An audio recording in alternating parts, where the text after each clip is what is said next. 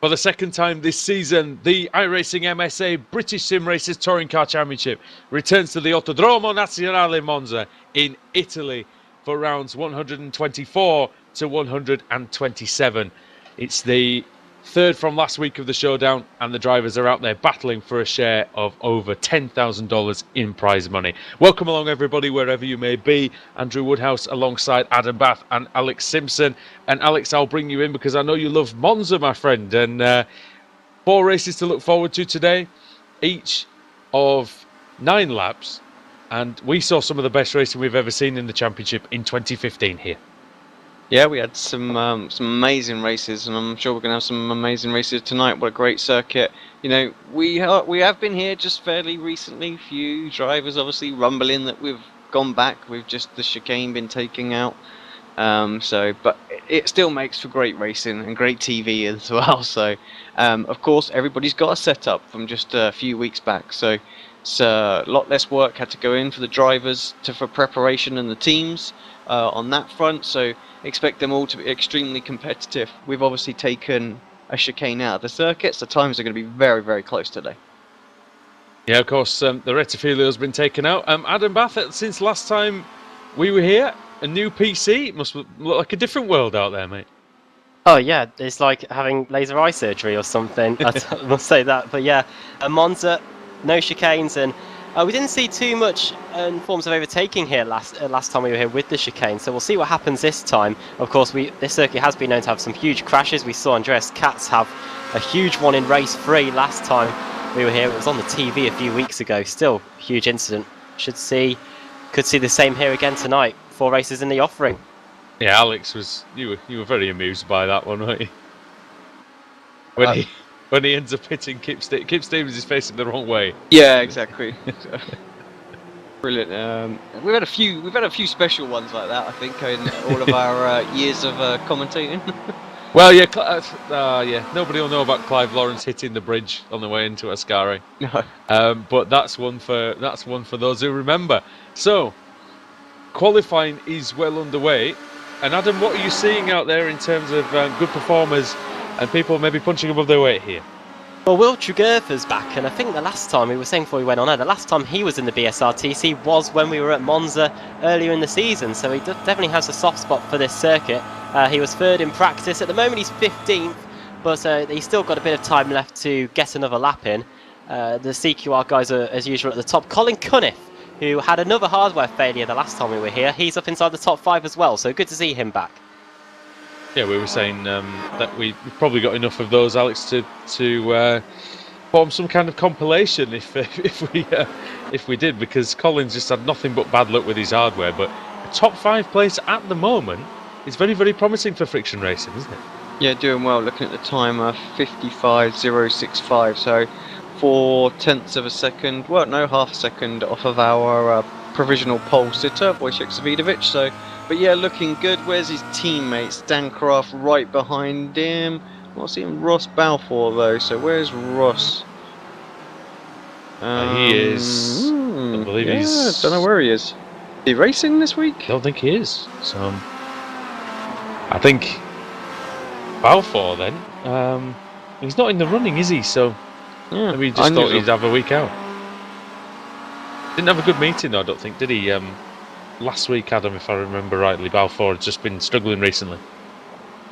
Yeah, well, friction racing, they're not in the overall showdown for the teams championship, so I don't think they've got much to fight for in terms of that. I think it's just really overall pride they're going out for now. However, it would be good for Balfour to be on the grid because, of course, Dan Kraft is his teammate, and he could help towards him pushing towards that championship. 166 points between him and Savidovic, of course, in the championship. Yeah, I mean, the team's championship is where the big money, of course, is to be won. It's a share of over $4,000 for the winning team. And that can still go either way. We have Racer with CQR, 169 points ahead of Sim Racer. Then only a further 70 back to Alphalatech, and then another 147 to Apex Racing. So any of those teams, Alex, can still take home the big prize.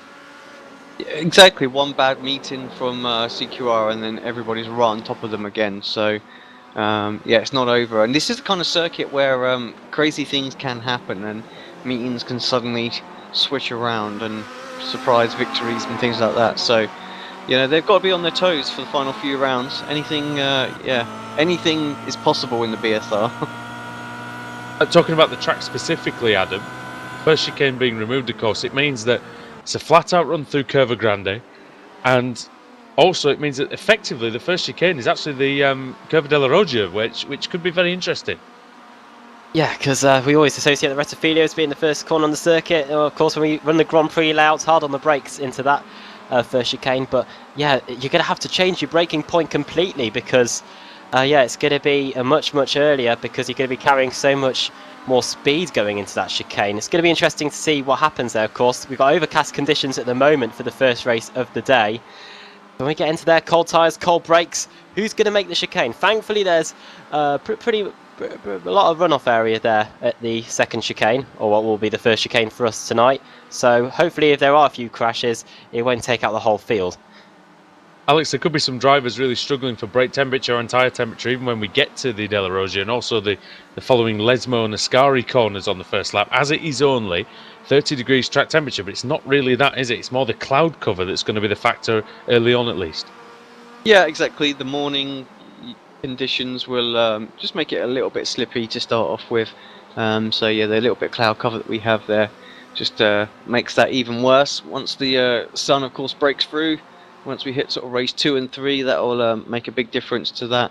That times will actually drop because once the tyres do get up to pressure, the times are faster in the cooler conditions. So just the first couple of laps won't be so chaotic. Is there a case for? I know obviously you want maximum top speed here at Monza has always been the case, but is there some sort of advocacy for putting a little bit more downforce on, trying to stay within the slipstream and maybe preserving those tyres possibly slightly more? I wouldn't have thought so. Not with the 9 laps. When we last year when we had the 3 races and the slightly longer distance, it did play a bit of a factor. But now, not so much. I think the drivers will pretty much just push it all the way. Adam, very closing stages of qualifying then. It looks like Colin Cunniff's still on a lap actually. He goes into Ascari. I don't know if it's a lying lap or not, but he did get a tow from Daniel Kraft. I think they've given up on that. Possibly Sim Racer still trying here with Savidovic and Smolenski. Yeah, they're just going into Parabolica now. Savidovic, invalid last time around. I don't think he might be on a quick lap. I can't tell really going out of the final corner. Behind him, he's got his teammate in Alex Smolenski, who's in 7th. So the championship leader might be helping his teammate out here. Across the line goes Smolenski. Does a 1:45.136. That is a personal best for him, and it moves him up into 7th place. I think that's a change that is a change for him. So up a few positions he goes. And I think as everybody else has finished, it might be a good time, Adam, if you can take us through the cars. And there are 38 starters here tonight. Okay, so time to set the grid then. And it's the top 2 at the top of the championship. They're on the front row, Wojciech Savidovic and David Baker. Ash Sutton, Baker's teammate, is in 3rd, with Michael Hall, another racer with CQR driver, in 4th. Colin Cunniff, great to see him up there in 5th, with his Friction Racing teammate Dan Kraft in 6th.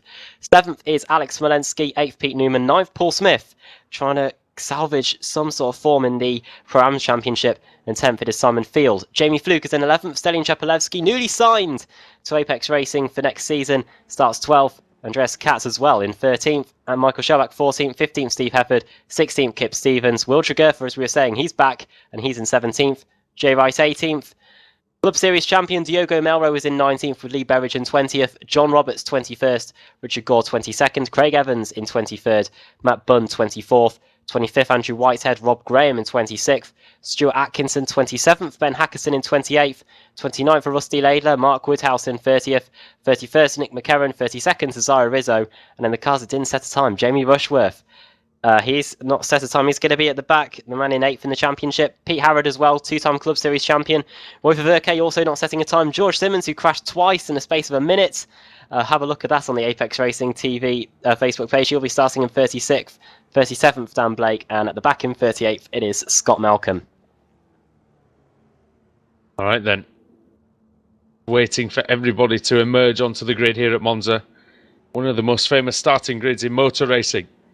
Look at that shot, Alex, of them all stretching back towards where the podium is. Yeah, amazing. Davidovic, one of the last men to join the grid. Only 12 races remain in the 2016 iRacing MSA British Sim Racers Touring Car Championship, and 4 of them are here at this historic Autodromo Nazionale Monza. Who can tame the legendary Italian track? The king of the Royal Park.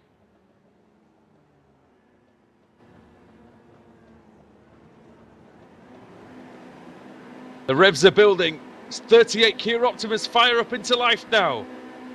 Green, green, green. And the green light is on, and it's a good start by Baker off the front row. He's quickly looking to usurp Savinovic. But of course, this long run towards the Della Roggia, we're going to see if anybody can clear Savinovic into there. And also how these drivers are going to attack Curva Grande with cold tyres. Need to be careful. Baker's got a slight overlap. He gets on the brakes to just avoid Savinovic and give himself a little bit of space, giving him the run. Let's see where Savinovic decides to position his car. A little bit of dirt left over from qualifying. The track's still a little bit green out there. Into the Della Roggia they go. Can everybody make it through? All very well behaved at the moment. Oh, it's Rizzo and Woodhouse. Oh, Rizzo was on his side. He's back on his wheels now. Woodhouse involved as well. And Roy Viverke, I'm not sure whether he was involved or just took it very, very gently through the first couple of laps. But Wojciech Savinovic leads down the Curva de Serralio towards Ascari from the 2 CQR cars of Dave Baker and Ashley Sutton. Michael Holds in 4th and Colin Cunniff in 5th. And Adam, pretty clean on the first lap, just that one incident at the back. Yeah, relatively clean. It's just a problem for Cesare Rizzo. He's the only car being shown in the pits after the first 2/3 of a lap. Savinovic, Baker and Sutton already starting to break away. More stuff happening. Yeah, Graham and Laidler, I think it was, having a little tiff through Ascari. They both survived. Going down the straight into the Parabolica, there's action further down the field. Berridge and his teammate in the Engine All Direct camper going side by side. That's Jay Wright with him, and they both run wide going into the Parabolica. That's going to allow the boosted car up the inside, free wide on the exit. And also, battle for the lead, Adam, is intensifying. Down the front straight we go. Yeah, lap 1 is in the books, and we've got the slipstreaming now in full effect here. Savinovic on the inside, David Baker on the outside. Who's going to have the line? That's so close into Curva de Sal. That's Interlagos going into Curva Grande. That's next week. Oh, Savinovic is wide. He's in the dirt. And that might allow Baker to go through. Can he clear him, Alex, into the Roggia? It doesn't look like it's. Wojciech still there on the braking. Very late on the braking. Very, very good as well. Sutton just waiting patiently behind his teammate as well. Look at all those Alphalatech cars in the middle. Oh, as there's a bit of contact. Will Tregurtha got a tap from Andreas Katz. A couple of people dropping down the order as well. Matt Bunn is out, our AM Series Championship leader. His car is in a right state, and I hate to say it, there's another CQR car right by him as well. That's his teammate Pete Harrod. Pete Harrod, who had to start at the back of the grid after a penalty picked up from the previous race meeting. Just going to have a look at what happened to the CQR Academy driver. Oh, it's a big one, and it's not. It started with Matt Bunn and Rusty Laidler. Bunn's car is toast. It was Bunn that started it off, Andrew, and we were just looking at that battle through Parabolica at the end of the previous lap. It was that same battle, and there were all sorts of all over the place there. Yeah, and we thought it might end in tears, and it proved to be the case. But it's tears of joy for Wojciech Savinovic at the moment. The fact that he's managed to survive 2 laps without getting overtaken by the slipstream, but it's only because Alex Baker has to be slightly careful into Curva Grande because they're taking such speed into there that even though the Kia's got reasonably some downforce at least, it struggles to get through there. Yeah, still doing 275 kilometers an hour. I mean, that is not slow by any means. Here comes Dave now. The tyres are warmed up. Alex, he's got that inside line for Curva della Roggia. Savinovic left the door open somewhat. Who's going to be latest on the brakes? Baker versus Savinovic. Race up with CQR versus Sim Racer Magazine. And Savinovic, brilliant. Sutton's going to follow him through, I think. On the outside, and look at the amount of dust, Adam, being kicked up out of the Roggia. Someone missed the chicane there. One of the sim racers, I think that was Will Tregertha. Yeah, he has. Big slowdown penalty. His teammate's going to slip by. Steve Howard round the outside. No, he doesn't. Yes, he does. Maybe. That'd be Steve Hefford rather, I think. Oh, yeah. That's the one. Thank you. Thankfully, it's not lap 1, otherwise he would be suffering greatly from the slowdown like Richard Gore did last time we were here. Do not want to slow down. I don't think anybody got one either on lap 1, so that's one achievement in the books. Ojek Svidovic through Ascari takes the lead. You've got also a nice battle between Michael Hall in 4th and Dan Kraft in 5th. Kraft got a nice run out of the Ascari. He's got his teammate Cunniff behind him, but he's challenging Michael Hall now. And you're going to see him on the inside line. Is he going to pull out from the slipstream into Parabolica, or does he want possibly the better chance, Alex, down the main straight? Yeah, I think he'll wait. It makes sense to wait, I think. He's got a nice run as well. He's not right on the back of Hall's car now. On to lap 4 of the race. Sorry, Adam, let's just have a look at Jamie Rushworth as well. He's sizing up Smolensky, so could be a few moves going on here. At the front, it's getting very, very close. Sutton pushing his teammate now. And this is allowing actually Hall and Kraft to just get a little bit closer. They had broken away, these three, but having to almost get out of these side-by-side situations. Look at it. It's now actually a 5-car battle with Cunniff, with Newman, with Smith just behind. And Cunniff side-by-side with Newman, Adam. Well, he was momentarily anyway. Yeah, and Gore, Fluke and Smolensky. Smolensky rubbing wheels there, and Simon Field's about to get involved in this as well, and so is the Alpha Tech behind. That is Stalin Chepelevsky, who led all of the regular season pretty much, but isn't doing too well at the moment. Field trying to get by there into the second Lesmo, but no way through there as Smolensky overcooks it, going into the right-hander, the 90-degree second Lesmo bend, and this is going to allow him to be easy prey, I think, to the cars behind. He's having to defend hard here from Jamie Fluke, Adam, but I don't think it's quite going to work. Some sections of this track looking more like a rallycross course at the moment. So much dust being dragged onto the surface. Smolensky looks like he was late on the brakes. Thought he was going to miss the chicane. He locked a brake, but Simon Field is on the offensive. David Baker's about to lose a whole load of positions. I don't know whether it's a slowdown penalty for the Season 7 champion, but he's about to lose another place to Colin Cunniff. Must be a slowdown, I would have thought, to lose all that momentum. He's going to be behind Paul Smith here. And your colleague from the Club Series, Adam, very nice run from him so far. He's in this lead pack. He's doing a relatively solid job here inside the top 10. Good to see a Pro-Am driver inside the top 10 as well. Usually in race 1 we always see the fastest guys in the field doing battle. We're seeing Paul Smith mixing up with the guys at the front as well. To lap 5. Dan Kraft bump drafting Michael Hall down the front straight. Yeah, let's see whether Hall's going to resist Daniel Kraft's attention for much longer. He has got the slipstream of his own teammate Sutton though, and that's helping. They do have to brake then. It looks like into the Roger. I wonder if it's into Curva Grande. I wonder if it's just a slight tap, Alex. More of a confidence brake there. Yeah, I think so. Just get the car settled and make sure it doesn't push wide. I mean, they need a little something through there. It's not quite flat, so it's. It would be for most other cars, I would imagine. Oh, yeah, I would think so. But the front-wheel drive loves to understeer as it is. Like we say, they're doing 170 miles an hour at least down there, which people underestimate the Kia Optima, but it's not short on straight line speed, Adam. That's for sure. And he is, but probably slightly quicker than your standard British touring car. Of course, we're always dreaming of the day that's going to appear in the championship. Simon Field is # soon. Yeah, hopefully. Definitely. As we come down into the Ascari chicane, Selin Chepelevsky having a little look at the inside. Oh, sorry, it's his teammate looking up the inside. That's Michael Schelbach for very severely damaged Alpha Tech Kia Optima. He's got Diego Melro behind as well. Well, Kia are doing a TCR spec car for next year, so I wonder if they can somehow wrangle that one to become part of the iRacing service. I wouldn't mind that whatsoever. This is crazy. 10 seconds separates the top 20. With a few gaps in the field as well, so it really, really shows just how close this action is. You've got Lee Berridge and Rob Graham battling for 21st. Yeah, we're looking at Pete Newman, Dave Baker as well. They're going at it right now, side by side. Well, and that's actually Cunniff, Alex, who's actually level with Newman. But here is Baker. Baker is involved, and he is trying to use that. Oh, goodness me, I tell you what. One wheel on the grass on the way into Curva Grande for Baker.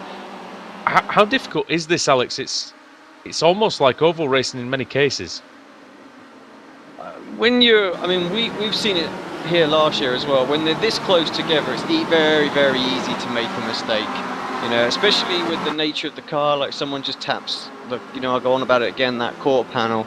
Only needs a little tap and that's them gone and around. So yeah, very, very tricky. Jamie Fluke joins this party as well, now that he's got by Smolinski. 4 laps to go. Smith tried to go around the outside of Cunniff, and I think he's actually made it work. Good driving from the Apex Racing TV commentator. And now Jamie Fluke's going to follow him through. He might have won at some Australian track at some point in the past. I don't know though, he's not sure, I don't think himself. Yeah, he's not sure himself, is he? Can't remember now. No. But doing very well here. Up into, is that 7th place, I think? 7th place? Yes, yeah, it looks like he got past Jamie Fluke there. These two need to get on with it now though, Smith and Fluke, Adam, because they don't want to become too detached from this lead battle, which now is 6 cars strong. It's almost 2 packs of 3 once again, as it was. Well, it's a pack of 2 at the front now. It's Sutton and Svidovic, and Svidovic showing Adam remarkable defensive skill here. Yeah, we always see great battles between these two. Wojciech Svidovic just coming across the line now to start lap 7, 2/3 of the race completed. Sutton, is he going to make a move already? He's going to the inside. Svidovic, he's there. He's going to be on the grass. Oh, you got to really have some large cojones to do that. And Ashley Sutton, no stranger to that, being BTCC race winner. Oh, they are so close through Curva Grande. These two have been part of some of the greatest battles in BSRTC history. Notably, it's Suzuka in Season 6. Sutton very wide into the road. Is he going to miss the chicane? No, he doesn't. Oh, there's a bit of contact. And that might allow Daniel Kraft to come through, but I don't think anybody's going to come through. Sutton's going to take the lead here. That's a brilliant move there by Ash Sutton. Bit of contact with Svidovic at 145 miles an hour going into the Roger. Pretty hectic stuff, and he takes the lead. But this has allowed Dan Kraft to get onto the back of these two now, and if they keep squabbling, Paul Smith and Jamie Fluke could be joining this party soon. And Sutton's gone wide, Adam. I'm sorry to divert the attention again, but we're going to have some more side-by-side action for the lead any second now. And here we go, under the old oval section.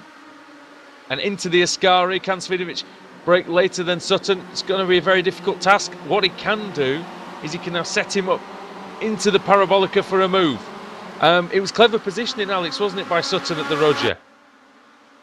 Do you know what I mean? He lined himself up absolutely perfect there, and Svidovic is the only person who's even been able to give him a bit of a challenge on the brakes so far this season. It doesn't look like he's given up on this as well. I think he's going to come back in. Kraft very, very close. He wants to get a good run out of Parabolica here. Dan Kraft woke up, Adam, didn't he, there, where Svidovic checked up in the middle of the corner. Yeah, he had to take a bit of evasive action there. Now, where does he go? Across the line, onto lap 8 of the race, the penultimate lap. Sutton already covers the inside line. Dan Kraft might follow him. No, he's going to go onto the back of the Racer with CQR car and push him in further forward, and that really unsettles the back of the Racer with CQR car. Sutton's car's not liking this one bit. You need to not be pushing when you get to the Curva Grande, because that would be really dangerous. Svidovic trying the outside. Kraft's actually up into 2nd place now, so brilliant driving from Kraft. Sutton leading. Kraft 2nd. Wojciech Svidovic now 3rd. Hall in 4th with Newman now. Newman going through on Baker. Bash into the front quarter panel of the Racer with CQR car goes Pete Newman. And you've also got Jamie Fluke looking on the inside line into the Lesmo. He's now going to get through on Baker. So Baker going backwards. Dan Kraft fighting for his BSR TC life here. He's 3rd in the championship. Svidovic, of course, leading the way. And David Baker, he's just losing positions in these final few laps of the race. Not what he wants. He might be in his favourite position, 6th, but he doesn't want to be there for the rest of the race. Yeah, normally he's only happy there if he actually starts around that 6th place, but he needs to fight back quickly here on Jamie Fluke. Let's see if he can. Into the Ascari. Oh, down the inside goes Cunniff. Is he going to hit Smith? No, he doesn't. He gets out of it. But he was very late on the brakes there, the Scotsman. And it's really tense out there. And the lead of Wojciech Svidovic is 113 points over Baker and Kraft. And Kraft's going to close in very, very slightly here if he can maintain this position. We've only got 1 lap to go at the line. White flag is going to be in the air. And unlike the IMSA series on Sunday night, we know that this is the last lap now, Adam. Oh yeah, let's just say about that the better, and I think some of the drivers will have been hoping that as well. Final lap then, perhaps They didn't even pushing. know. They didn't even know either. That was what was so great about it. Check it out on the Apex Facebook page. Here comes Savinovic though, out of nowhere, up the inside. Perhaps going to try and go around the outside towards through Curva Grande and towards Orosia. And I think he might have Oh, got this it. is very, very close indeed. Oh, Hall. Oh, crashed. Oh, there's been an accident, I think, a bit further back, or at least Field was nearly having an accident out of Curva Grande. Sutton Dan went a Craft, bit though, wide. brilliant. I tell you, he got that move finished off. Classy move. Just waited and waited and waited and waited. Oh, something happened. I don't know what it Savinovic was. into the back of Sutton in the first Lesmo. Really, right in the rear end. Well, there goes Savinovic's clean race bonus. Yeah. And there goes his no claims bonus. Oh, there's a couple of Alpha Tech cars in the gravel coming out of the second Lesmo. I think that's just normal at this point. Michael Shabak's car looking like a banger racer or something. Tell you what, too much of that going on this season for him. Looks like we've lost a couple of drivers, Andreas Katz and Diogo Melrose. Well, Melrose still going, but Katz is out. And Melrose typing stuff in the chat while he is racing. Here we go, they're down the back straight then for the final time. Is Sutton going to have a lunge up the inside? Kraft covers the inside line. Where is Sutton going? He nearly has to go onto the grass there trying to avoid the back of that friction racing car. If he'd have braked on the grass, it would have been all over for him. Let's see the run to the line then. Can Daniel Kraft stay in front of Ashley Sutton? He looks like he can. Round 124 of the iRacing MSA British Sim Racers Touring Car Championship goes to Daniel Kraft. A very important grid, win. Adam. Yeah, awesome from Kraft. That really was. You know, that's such a good move there. It's not easy to get round Sutton, and drove right round the outside, made it look easy. What a way to take the win, and that will be one of the best wins Daniel Kraft's career so far. Sutton, I think he's going to be reasonably happy with second, Savinovic third, and again it's racking up those points, isn't it, Adam, for him? And the more good results he gets like that, the harder it is for everybody else. Yeah, only 2 positions between him and Kraft, so the deficit will have only been decreased by just a few points. Savinovic will be relatively happy with a third place, but in the next few races he's going to have to start in the midfield, and that's where we've seen it all fall apart for some drivers in the past, and he'll be hoping that the same doesn't happen to him in the second race. The drivers we lost on the final lap, were Alex Smolensky and Andreas Katz. So something happened to the sim racer and the Alpha Tech driver. And I can tell you that it was something that happened as he rewinds back through the replay. There's 2 separate incidents, I think. Alex Smolensky was quite a bit of a way ahead. Oh my word, what was going on there? Oh, here we go. It's only Could be worth the replay. Alex Smolensky, he brakes in the middle of the straight. The last lap? Going on to the last lap of the race, yeah. Oh. He's going at 142 miles an hour. And on the brakes. And poor Diogo Melro takes out Andreas Katz. Oh. See if I can find that. What?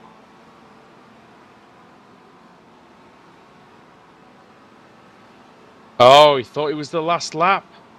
Is that what you think it is? He said he said on the chat he thought it was after the finish. Oh. Well, we had issues in the IMSA race where we thought it wasn't the last lap. I thought, and just as you said, Andrew, we all thought it was. I'm sure the drivers all thought it was the last lap, but Alex Smolensky Believe it, didn't. I was watching it and thought it was the last lap. So Trying to get this on a replay. I don't think I'm going to be able to, though. I think this is quite a bit further back. it's. We'll try and get this up. We'll get this up on the Apex page, I think, during the break. That's going to be very difficult. I mean, that's probably going to be a penalty, isn't it? Yeah, Andreas Katz, not the happy bunny after that. Just while the driver's making their way back to the pits and see if these guys can find any footage of that. But don't forget that on Saturday, November the 5th, 1:15 GMT, it's the first race of the season in the iRacing Road Pro Series. First time on Apex Racing TV. And we're very excited to be bringing you that. It will be myself, Adam, and Alex in the commentary box for that one from the Autodromo Jose Carlos Pache in Sao Paulo, Brazil. So that's going to be fantastic. And Alex, we're all looking forward to that. I know you are. Going Going to be very exciting. Totally different format to what we've seen before. Obviously, with it open to all. So who knows who's going to turn up for it? You know, we've got no idea. Where normally we'd go into a Pro Series and know exactly who's going to be on that grid. We've got absolutely no idea. We could see some complete random people who don't normally do the car. You know, some people returning from have been away from ages and ages from the service. You know, if their I rating's still strong enough, they can still get in that top split. Wonder if Barrichello fancies it. Ah, Rubens, yeah, At his home where's track, my PM? Let's get him on email. Come on. Might not get in the top split. Actually, it's some tough competition out there, I have to say. But no, did you manage to find any footage of that no, incident? I'm afraid then? not. No. I could let it play out for the last 4 laps just until we get it, but that's about it. Adam, if you could take us through the finishing order then, before we go to the reverse grid wheel. Remember, for those at home, the next race grid is set by the reverse grid. Numbered wheel spins, whichever number it lands on, is where the pole position is given to, which is simple as that. Let's run you through the finishing order then from the first race of the evening. Voice race video. Dan Craft takes the win. Ash Sutton finishes in second. Don't even know who won. That's habit, is that? That's what 20 wins in a season does. Yeah, so Woodhouse takes third place in the end, so it's still a podium for him. However, he did start on pole position. Shows you the randomness of this Monza circuit. Michael Hall finishes in 4th with Pete Newman in 5th. Jamie Fluke in 6th ahead of David Baker, who dropped down to 7th place in the end after starting on the front row. In fact, the drivers that started on the front row didn't finish inside the top 2. That's probably a stat we'll have to dig up to see the last time that happened. Colin Cunningham finished in 8th. Stanislav Shepelevsky in 9th, and Paul Smith finished in 10th place. Well, respectable finish there for the Pro-Am driver.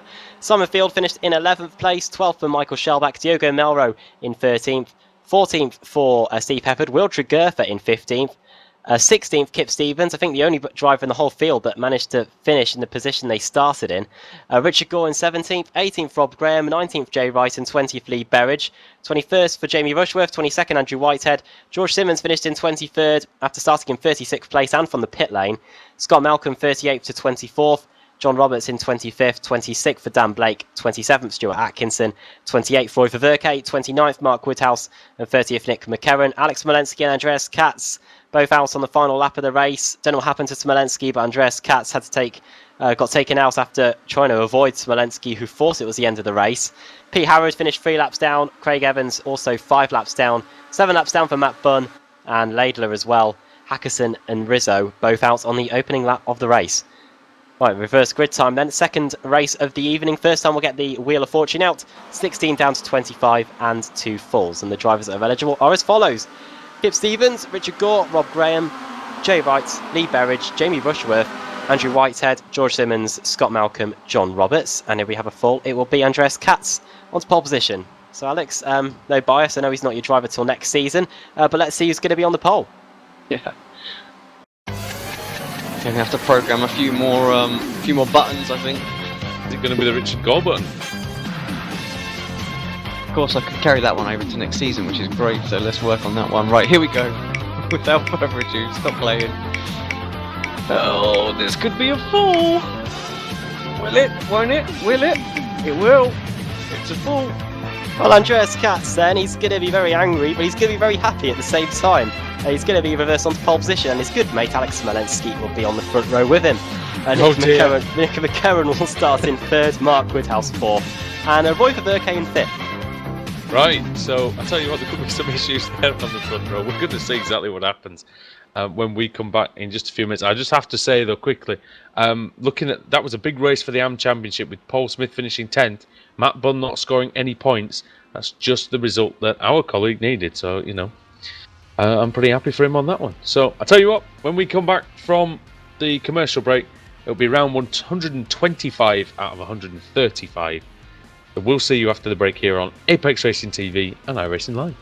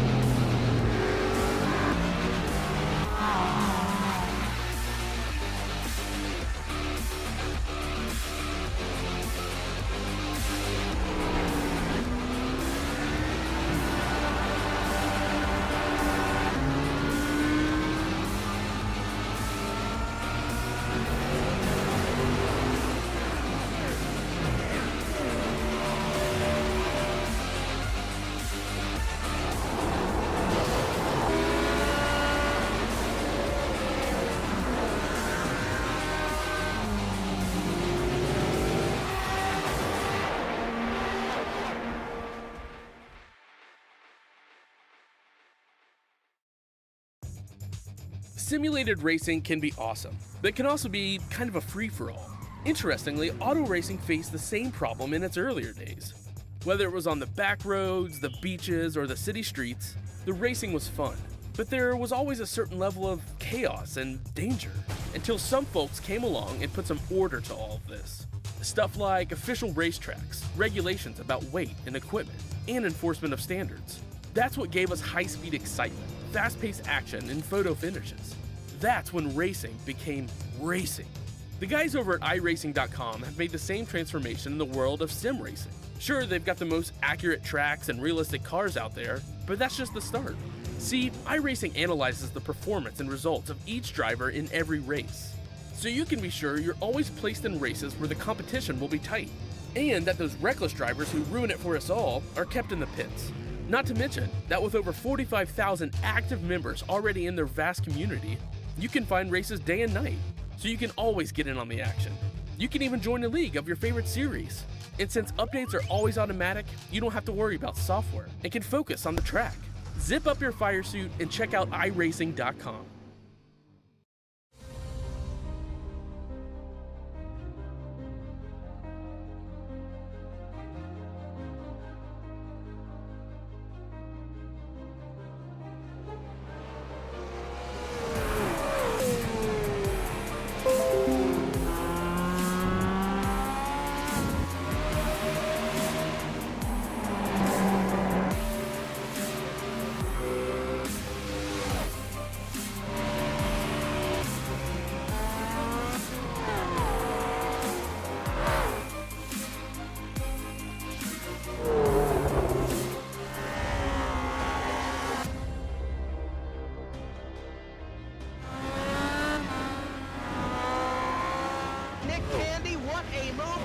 in the outside, contact made, 56 slides it at a 4, who's gonna be at the stripe?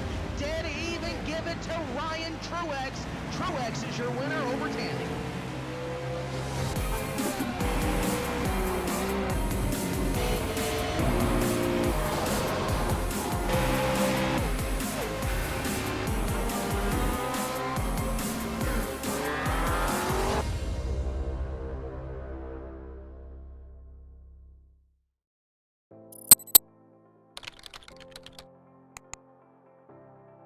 iRacing.com is a sim racing game that combines a true-to-life racing experience with an online community of virtual racers from all over the globe. iRacing offers a multitude of officially licensed cars and tracks, laser scanned with millimeter accuracy. Their car models and mechanical systems are based on real-world physics and engineered in cooperation with manufacturers and race teams. iRacing's web-based interface allows members to compare stats and test drive any combination of car and track instantly. Their skill license system ranges from rookie to pro, ensuring members are always pitted against those with similar skill sets. Members are able to sign up for a weekly race series, compete in time trials, host a private race with friends, and participate in racing leagues created and run by the community. With over 60,000 members, iRacing works in partnership with renowned motorsport organizations like SRO Motorsports Group to deliver virtual races based on the real-life Blancpain GT series. iRacing's Blancpain Endurance Series features team racing, giving members the ability to build a team and participate in races ranging from 3 hours to 24 hours. Additional partners include NASCAR, IMSA, V8 Supercars, IndyCar, allowing members to race in their very own 24 hours of Spa, Bathurst 1000, Daytona 500, and many more. iRacing.com, delivering the most authentic racing experience short of getting into a real race car.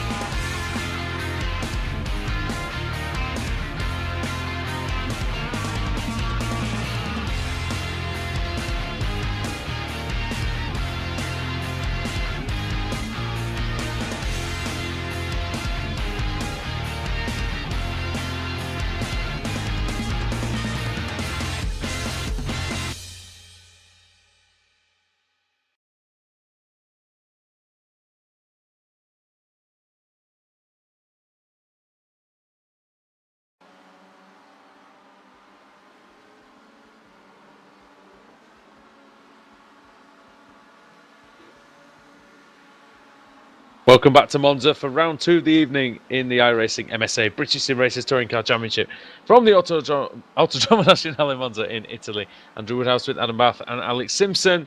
And Adam, we're just getting towards the end of the warm-up period here. If you could take us through the starting grid, which has been reversed for race 2.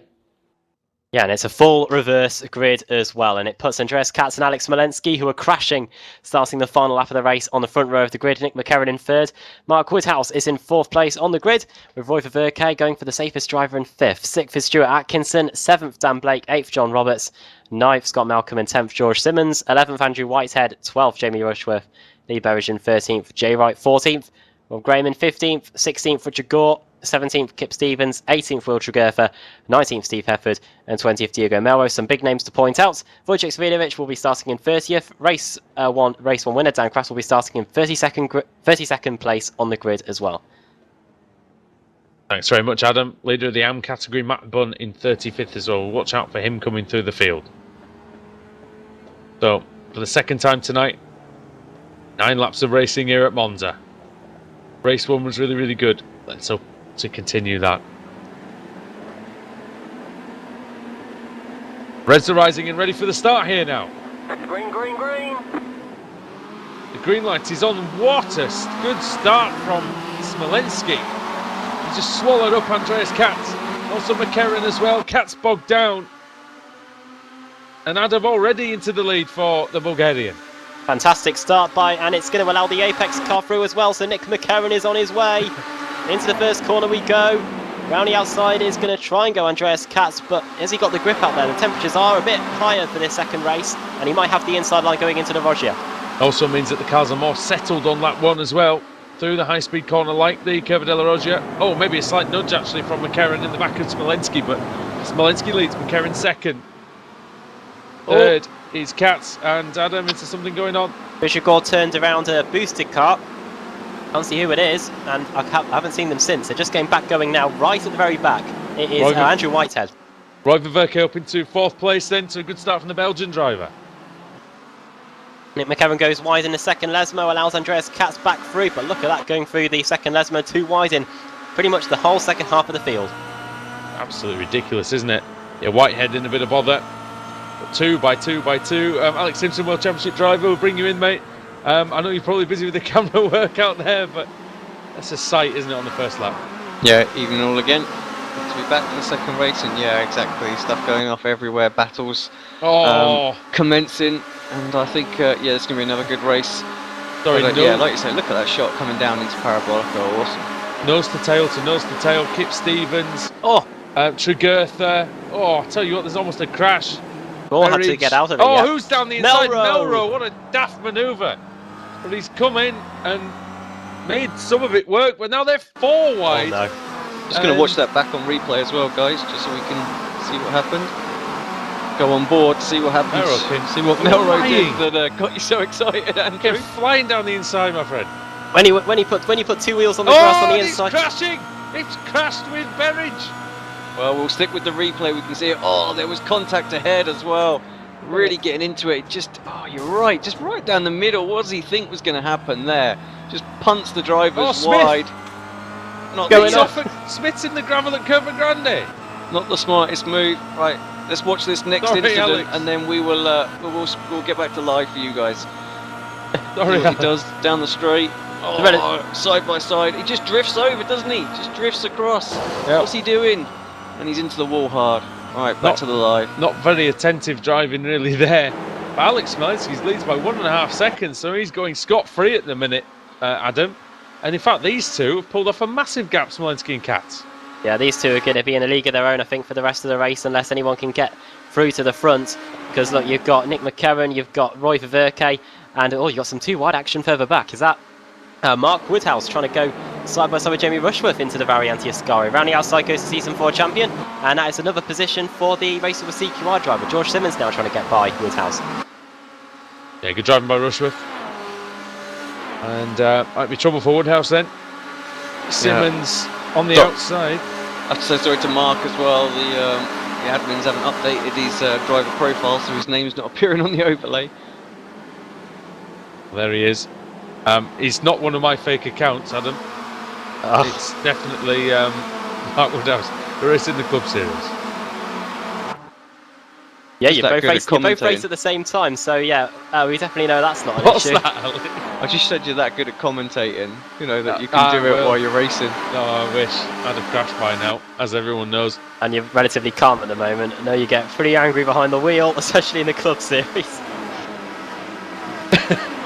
No comment. No comment at all. None.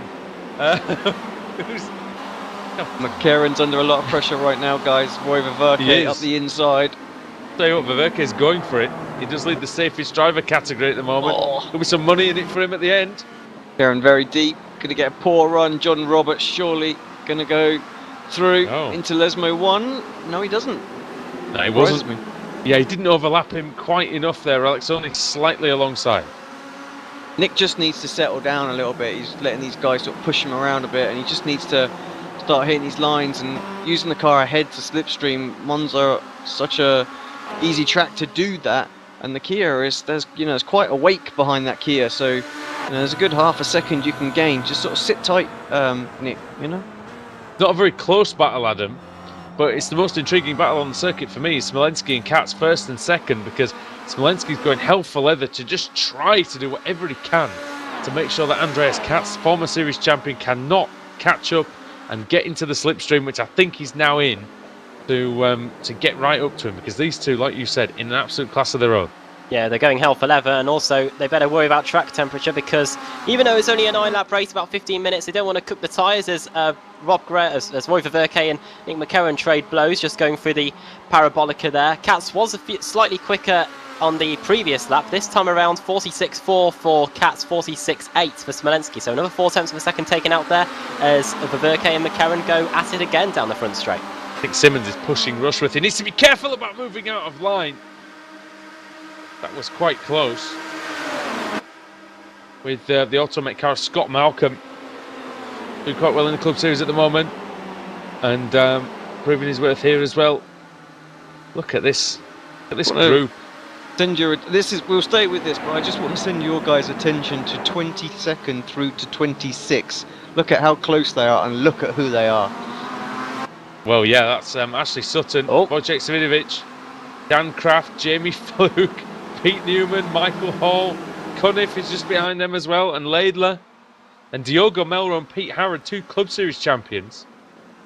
These guys all very experienced at keeping the cars clean as well in the midfield. Richard Gore dropping down the order there. He's got an Engine All Direct car about to try and go around the outside of him. That's car 31, and that is Jay Wright around the outside there. Gore's having to nurse the car back to the pits. He's got a severe amount of damage to his Apex Racing car. The problem that these guys have got, Alex, is that, and it's so often the case when a group of really fast drivers start coming through the field together, is they can't overtake each other. No. Exactly. Jamie Fluke will slow down penalty for some issues, but yeah, this group here is just amazing talent right there. Insane. Side by side, Rushworth and John Roberts as well, down the back straight into Parabolica. Rushworth up the inside. That's going to make that move stick as Roberts runs just a little bit wide. Will, of course, get the better drive off the corner. Should be able to defend from George Simmons, but Simmons already up the inside. Simmons seems to be tucked into the draft of Rushworth there as well, so he's got that move done. And perhaps going to push Jamie right up onto the back of Nick McLaren, maybe 2 in 1 for Rushworth here. Is Simmons going to try and follow him around as well? Or maybe through the middle. I think he's out. Very close there to disaster there. McLaren nearly out of control into Kevin Grant. Here comes Roberts. Roberts has the outside. See if he's going to have a go into the chicane. He will. McLaren just carrying the momentum nicely. Oh, but he's gone into the gravel. Is that going to allow Roberts a chance? It doesn't. Oh, there's been a disqualification at the back. There's been a crash. There's a car facing the wrong way. It's a Simpson car. Diamond Field. It's got going again, and someone was disqualified. I don't know who. And problems for Michael Hall. Lee Berridge is out. Lee Berridge, yeah. Just take a quick look, see what happened here as well. Looking at field right now. And it's going to get a bit tasty. Some swapping of positions, changing of lanes. Is it going to be just a little nudge? It's just a little pathetic nothing, and then Simon gets turned as well. That's not nothing. Going on. Nick McCarron hits Rushworth into the Ascari. Rushworth punted across the course. Simmons went off as well. And that might just break this group up a little bit. Never go to a replay in this series. no, I'm without so something sorry. else going on. But we're going to watch that one back on here they replay now come. as well. Here they all come now. Look at this group. Give me a second, Andrew, just while we're watching what happened before. Let's see this I'm punt, sorry. and then we will come back to you live. Oh, yeah, you're right up the, up the, as you would love to say there. Whew. Yes, right up his So, sector. he got rogered. It's not exactly Roger at the Roger, more like hit up the ask at the Ascari. The Ascari. Here comes Rushworth. Rushworth's through the middle of 3 cars. And through he goes. 6. Yeah, through Into he goes. 4th place, 5th place, 3rd place. I've no idea. Oh, whoa, as Yeah. Roberts is sideways through the Curva Grande, and that's going to allow Nick McCarron through. And look at Automech, they've got quite a big presence here in this massive gaggle. It is a gaggle. Oh, McCarron, that's gonna miss. He's gonna miss the Rogier. Oh, he's gonna come back on. Oh, that's Tregertha. Oh, it's 3 dear. wide for Verke. Verke's coming through on the inside. He's got 2 places. Brilliant. Here comes Sutton as well, and he's not going to hang around, you would think. Wojciech Svinovic side by side with Woodhouse. That's He's him through through. as well. What's Kip going Stevens on? following his I could just well hear somebody experienced teammate. steer Alex laughing. They're just that crazy out there. Just meant, I mean, again, look at that shot, 4 laps to go. This is anyone's, Oh, although Roberts. I think Roberts Rushworth's missed going the to break away Ascari. for the final podium position if he can. But Katz doesn't seem to be able to pull Smolenski in. It looked like he was going to, but Smolenski pulling away, 1.8 seconds clear at the front now. Dan Blake and Just 3 good laps needed, sorry, Adam, for oh, Smolenski now. so yeah, sorry. So Dan Blake and Savidovic were going at it down the straight towards Parabolica, but it looks like it's settled between those two now. Sutton about to pick off. Oh, as Automech car goes way off the track. Scott Malcolm through the Parabolica. I wonder if he had some help from George Simmons, because Simmons was well out there as well. Simmons under pressure from Wojciech Svidovic then. Ash Sutton's up to 8th place. Tell you what, he wasn't hanging around, was he, Sutton? Just 14 seconds separate 3rd from 31st, Alex. Yeah, it's insane, really, isn't it? The front two really are leaping away. Good battle for 3rd place as well as Rushworth clears Rob Graham once again. Graham makes a mistake and actually costs himself over a second there. That's opened the door for John Roberts. Roberts can't go through it though. Oh, a little mistake from Graham again. I've raced the Kia here quite a few times, Adam, but Sutton I on tell you what, McCarron. Sorry, Andrew. a good move into the second Lesmo. I was just going to say though, I don't think I've ever experienced anything like this. I don't think I'd like to be in this, Adam, to be honest. I'll tell you what, the stress levels will be way up there, thinking these racing conditions. And this is only the 2nd race of the evening. It's just showing you though right here what happens when we get a full reverse grid. Plenty of action across the entire field. We don't know where to look, and pretty much neither do the drivers. Sutton's got that car hooked up, Alex. He really is in the zone, and you know, for once he's come through the whole field, no damage on that car, so it says that he's been driving well out there. Yeah, looks good. What's he got? 0.8 of a second to Tregertha. He can close that gap up, I'm sure, in the final lap. Oh, Two to go. Verke overcooks the Parabolica. That's another position for George Simmons. But yeah, we're now on to lap 8 of the race, the penultimate lap. Your Cats would have loved to have caught Alex in this one and gone at it, but just hasn't been able to do that. Alex got by Nick at absolutely the right point of time. Well, I say Nick didn't get him, did he? That was the key thing, and that was the critical thing, because Cats lost about 1.5, 2 seconds, and just hasn't been able to get close enough to use the slipstream. Roberts was trying to get past Rob Graham through the Curva Grande and hit the inside Armco barrier, and it's going to allow Will Tregertha to get up the inside into the Rogier. Just slight damage to the right front of John Roberts' Kia Optima. Oh no, what's going on? Oh, And that's Tregertha out. A mistake there disqualified. from Rob Graham. Really did that You know, just terribly overshot the corner. Oh, and he's then off just now. came He's doing on, that quite a few times in this race. Graham's off as well, and he's lost 4 places. and the rest still 5. going. Oh, and he's hit Simmons. Oh dear. He's Simmons just has hit been in George it. Simmons. He's collided with George Simmons. McCarron and Simmons at it now down the back straight. And look at the Automet cars. They're still all together, the 3 of them. For Verke, Graham and Malcolm, is it? Well, Sutton's finally escaped the chaos. I think he's going to be happy with that. Wojciech Svidovic has done a cracking job as well. He's right behind Ashley Sutton now. Oh, Kraft and Fluke! Oh, very close to hitting each other through the exit of the Variante Ascari. These guys are just outside the top 15. Yeah, Kraft just clears the Northern Irishman. And we'll see if he can fight back into the Parabolica then. Oh, he's late on the brakes, is Dan Kraft. It's Baker. He did hit Baker and... Oh, no! Oh, no! Oh, they've got to get out of it somehow. Can they? Can What are they? they doing? Can they? No. Ah, maybe they can a bit. Oh, no. Oh, how do they all avoid him from behind? Dear me. Absolutely no idea. Look at the places they've lost there, though. All that hard work, you know, and they were just tagged together for a few seconds there, and they're down into 25th and 26th place.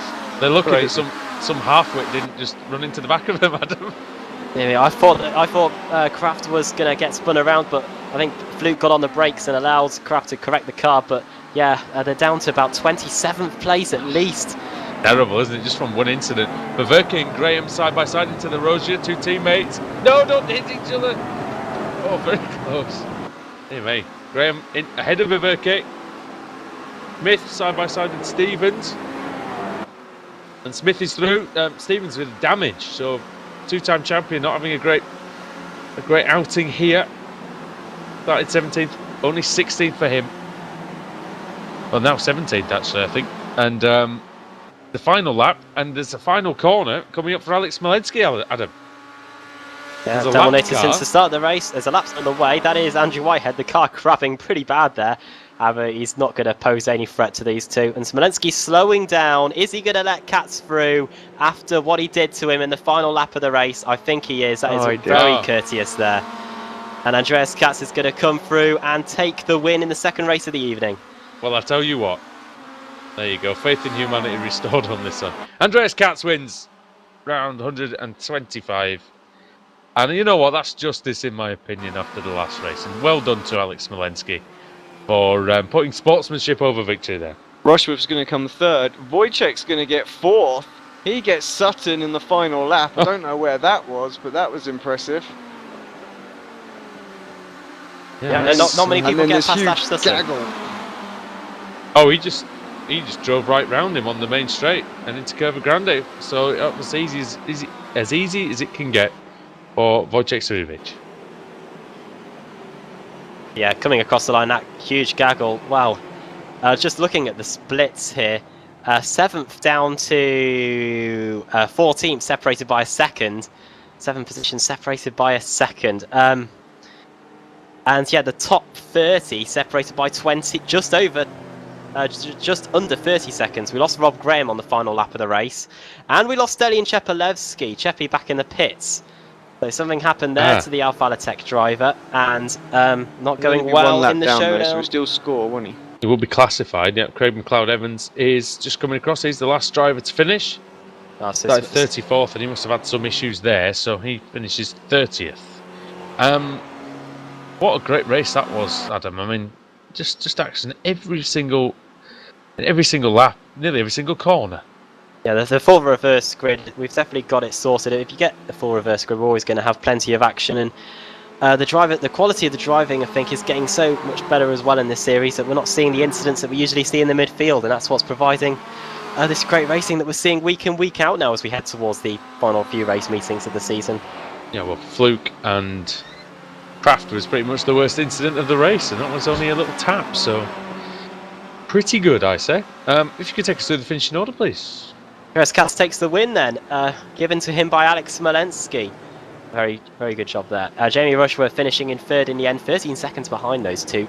Wojciech Svidovic 30th to 4th, and Ash Sutton 31st to 5th. Those two definitely the cream of the crop in the BSRTC, I think. We can all agree on that. George Simmons in 6th, 7th John Roberts, 8th for Nick McCarron, 9th Roy Ververke, and 10th Scott Malcolm. So apart from Rob Graham's demise in the final few laps, those Automech cars definitely stuck together during the majority of the race. David Baker finishing in 11th place after starting in 26th, 36th to 12th for Rusty Laidler. Mark Woodhouse dropped back to 13th, and Dan Blake dropped from 7th to 14th. Pete Newman finished in 15th, 16th Paul Smith, gaining positions again. So good 2 races so far for the Yorkshireman. Michael Shellback in 17th, 18th Kip Stevens with a lot of damage to his car. Ben Hackerson, after that early crash in lap 1 in race 1, managed to get to the end in 19th in race 2. Pete Harrod finished in 20th, Colin Cunniff in 21st, 22nd for Steve Hefford, 23rd Matt Bunn, 24th Jamie Fluke, 25th Dan Kraft, 26th Diogo Melro, Jay Wright in 27th, Stuart Atkinson in 28th, Richard Gore 29th. Was dropping back in the early stages of the race and limped home there. And Craig Evans in 30th. Rob Graham 1 lap down along with Stelian Chapelewski and Andrew Whitehead. Just got lapped to the end there, did Andrew Whitehead. Will Tregerfer spun round and disqualified. Finished in 34th. 35th Michael Hall, 36th Simon Field. Lee Berridge in 37th. And Cesaro Rizzo out again in 38th place. The 30 cars finished out of the 38 that started. And many of those will be eligible for the reverse grid. So Adam, if you could take us through, and then Alex, if you could press what I assume would be an Apex Racing button. That's it. Got it planned. Just also let you know that we had no driver had 0 incidents in that race. None of them. None of them. Well, there we are. 16 down to 25 then. Paul Smith, Michael Shellback, Kip Stevens, Ben Hackerson, Pete Harrod, Colin Cunniff, Steve Hefford, Matt Bunn, Jamie Fluke, Dan Kraft, and if we have a full, it will be Andrew Whitehead that gets reversed onto pole position. So, round 126, Alex, I think. Yep. Thank you. Here we go then. A few more times that we're going to see this wheel out. Mr. Blake Hood as well for doing the spinny wheel creation.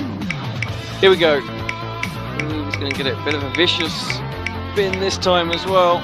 Spinning around. On 23rd, it looks like we're going to hit 19th. It's not going to reach 21st. 19th indeed it is. Well, Jamie Fluke and Dan Kraft, if you hadn't have done that through the final corner, you've just suffered greatly for that. They're going to be stuck in the midfield. 19th is Ben Hackerson. He's going to get reversed on pole position. 2nd, Kip Stevens. 3rd, Michael Shellback. 4th, Paul Smith. And starting 5th will be Pete Newman. All right, so that's quite a good collection of drivers then at the front of the field for race 3 of the evening. Join us back here on Apex Racing TV and iRacing Live momentarily for race 3 from Monza. I'll see you in a bit.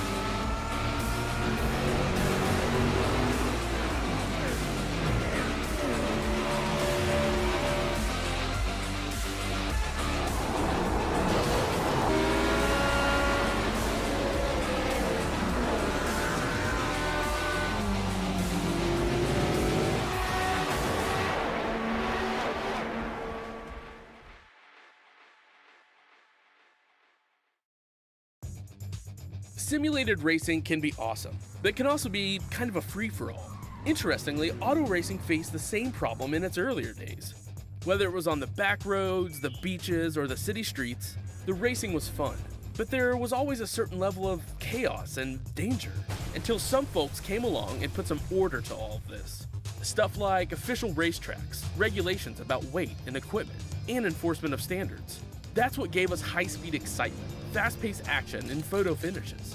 That's when racing became racing.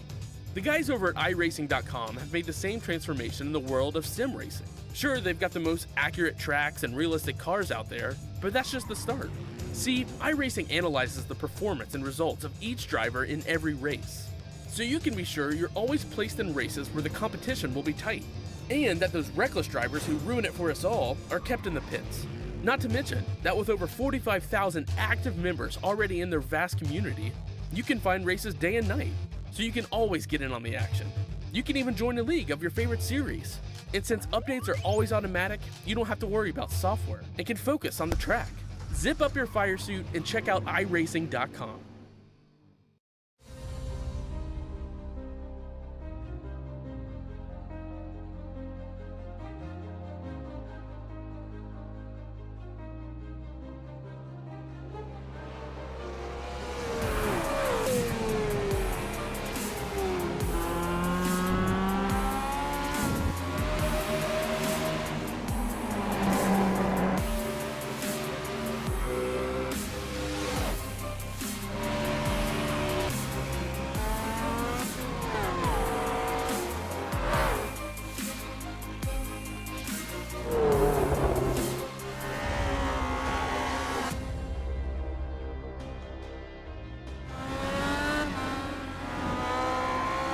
Nick Candy, what a move! Truex in the outside, contact made. 56 slides it at a 4. Who's gonna be at the stripe? Dead even, give it to Ryan Truex. Truex is your winner over Tandy.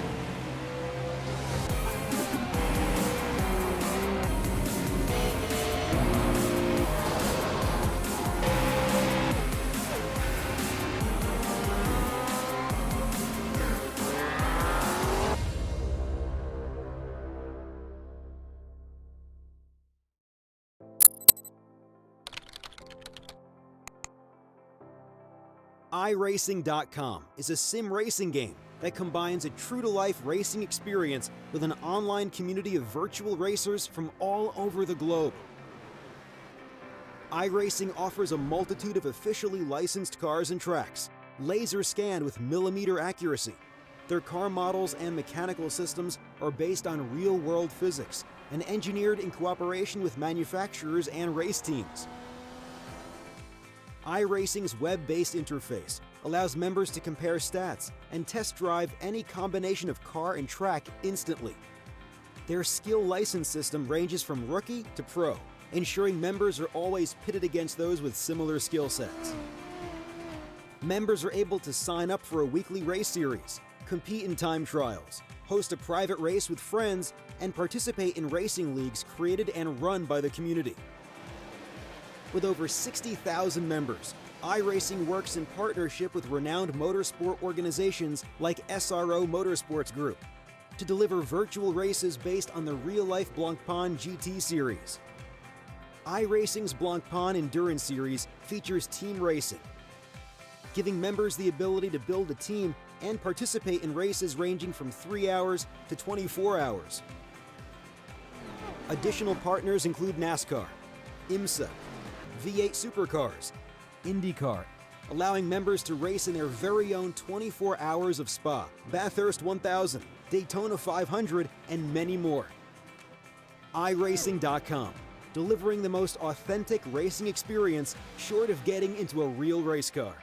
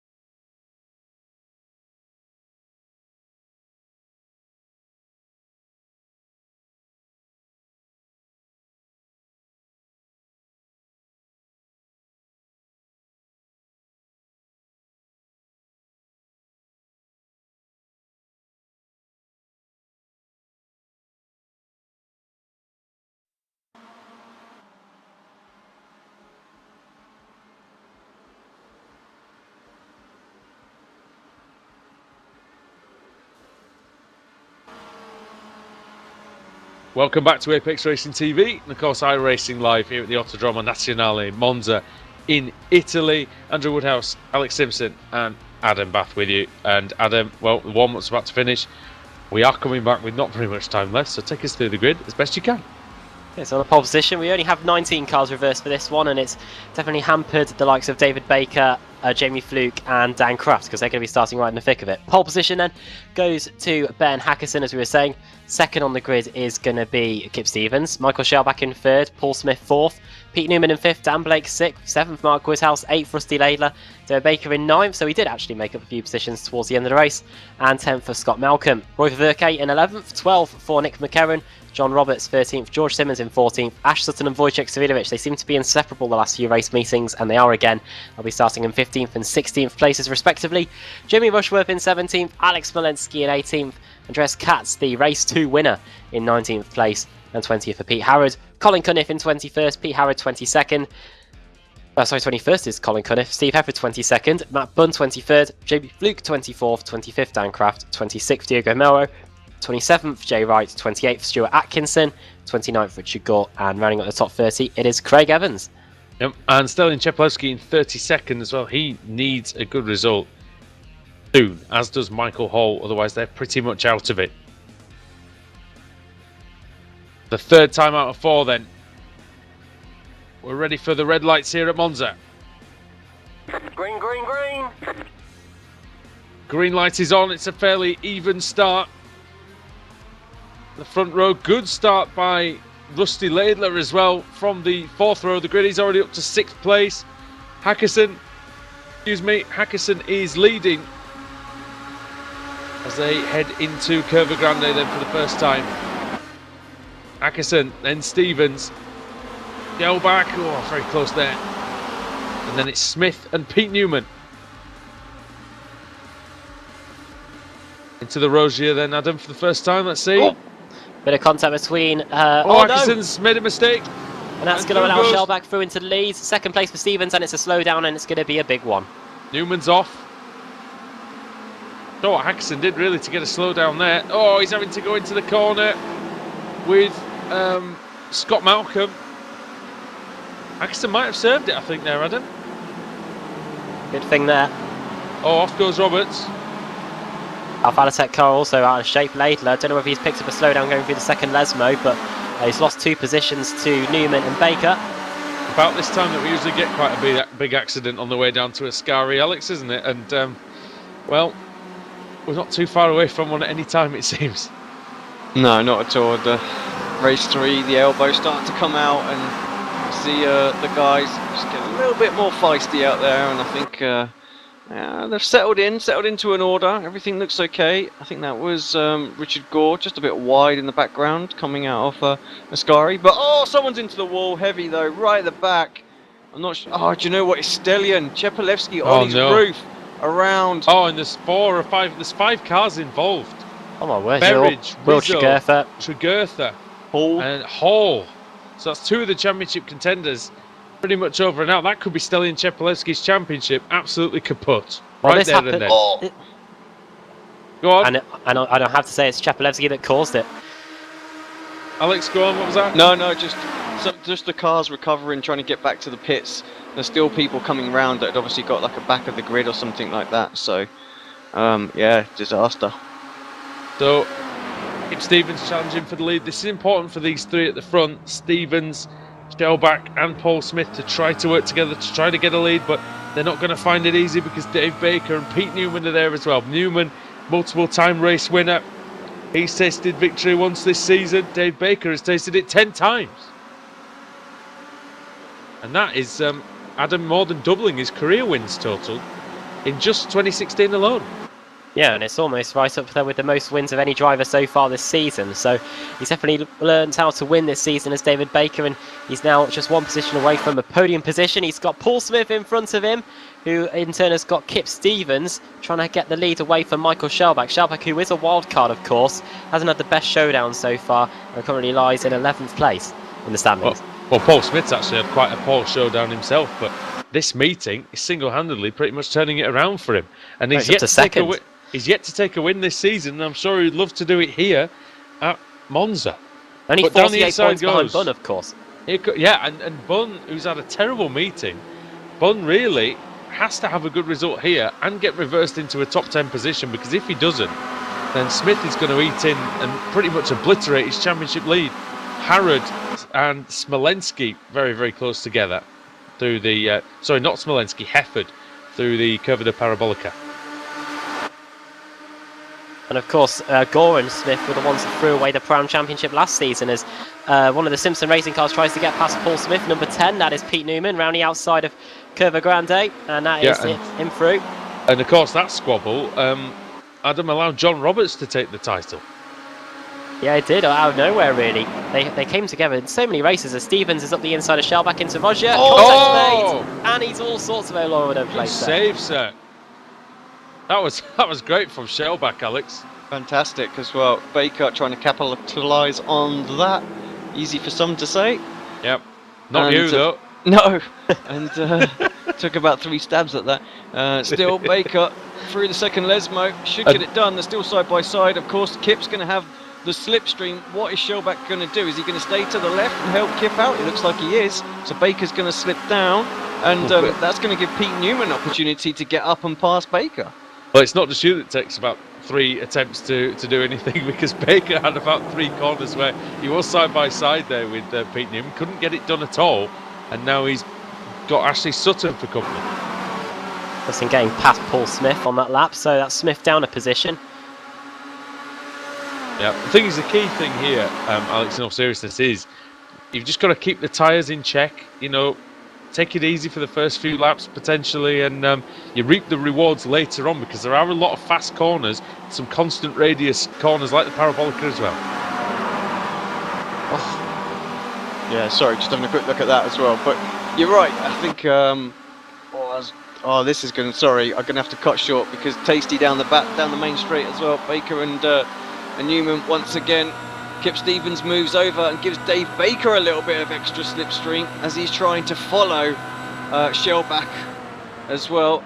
Just makes such a big difference. Whoa. Just look at the understeer as we were on board there with Pete Newman as he turns in and the car just plows straight on. Front wheel drive at 279 kilometers an hour for you there. Baker just washed out completely and almost took out Pete Newman, but everybody survived. Oh, Shellback's off. Oh, Shellback's made Shellback a didn't big survive. Error. And that's going to allow Stevenson Field to fight it out at the front. And Newman, sorry. Newman.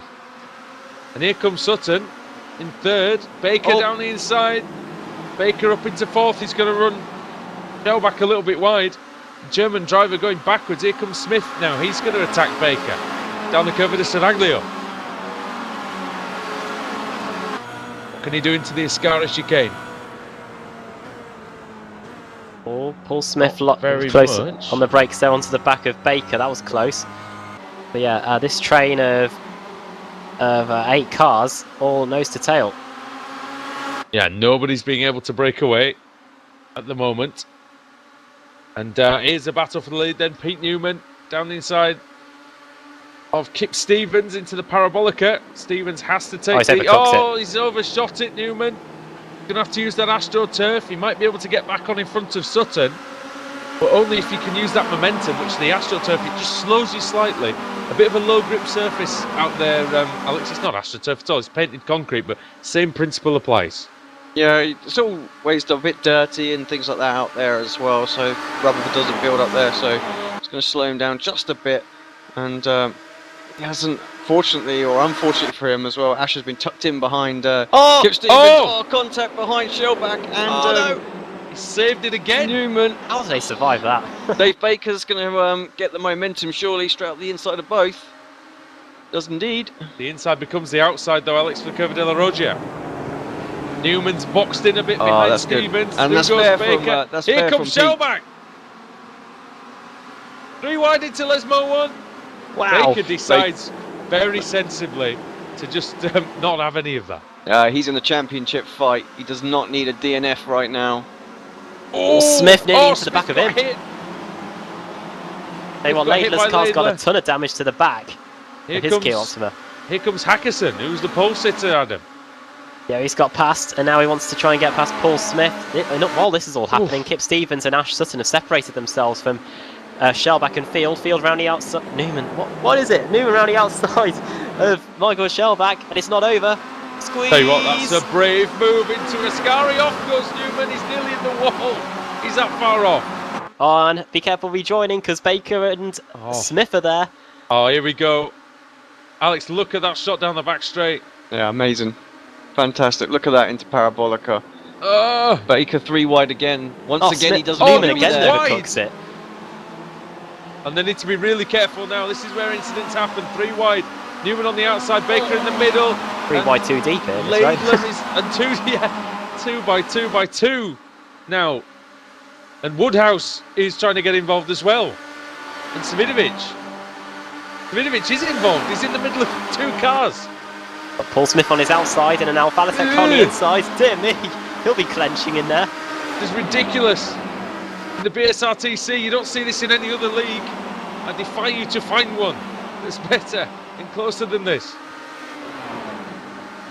Sutton and Stevens, they're having their own little private battle up there. Sutton slightly overcooks Roger, but we're looking at the battle between Michael Shellback and pretty much the rest of the field.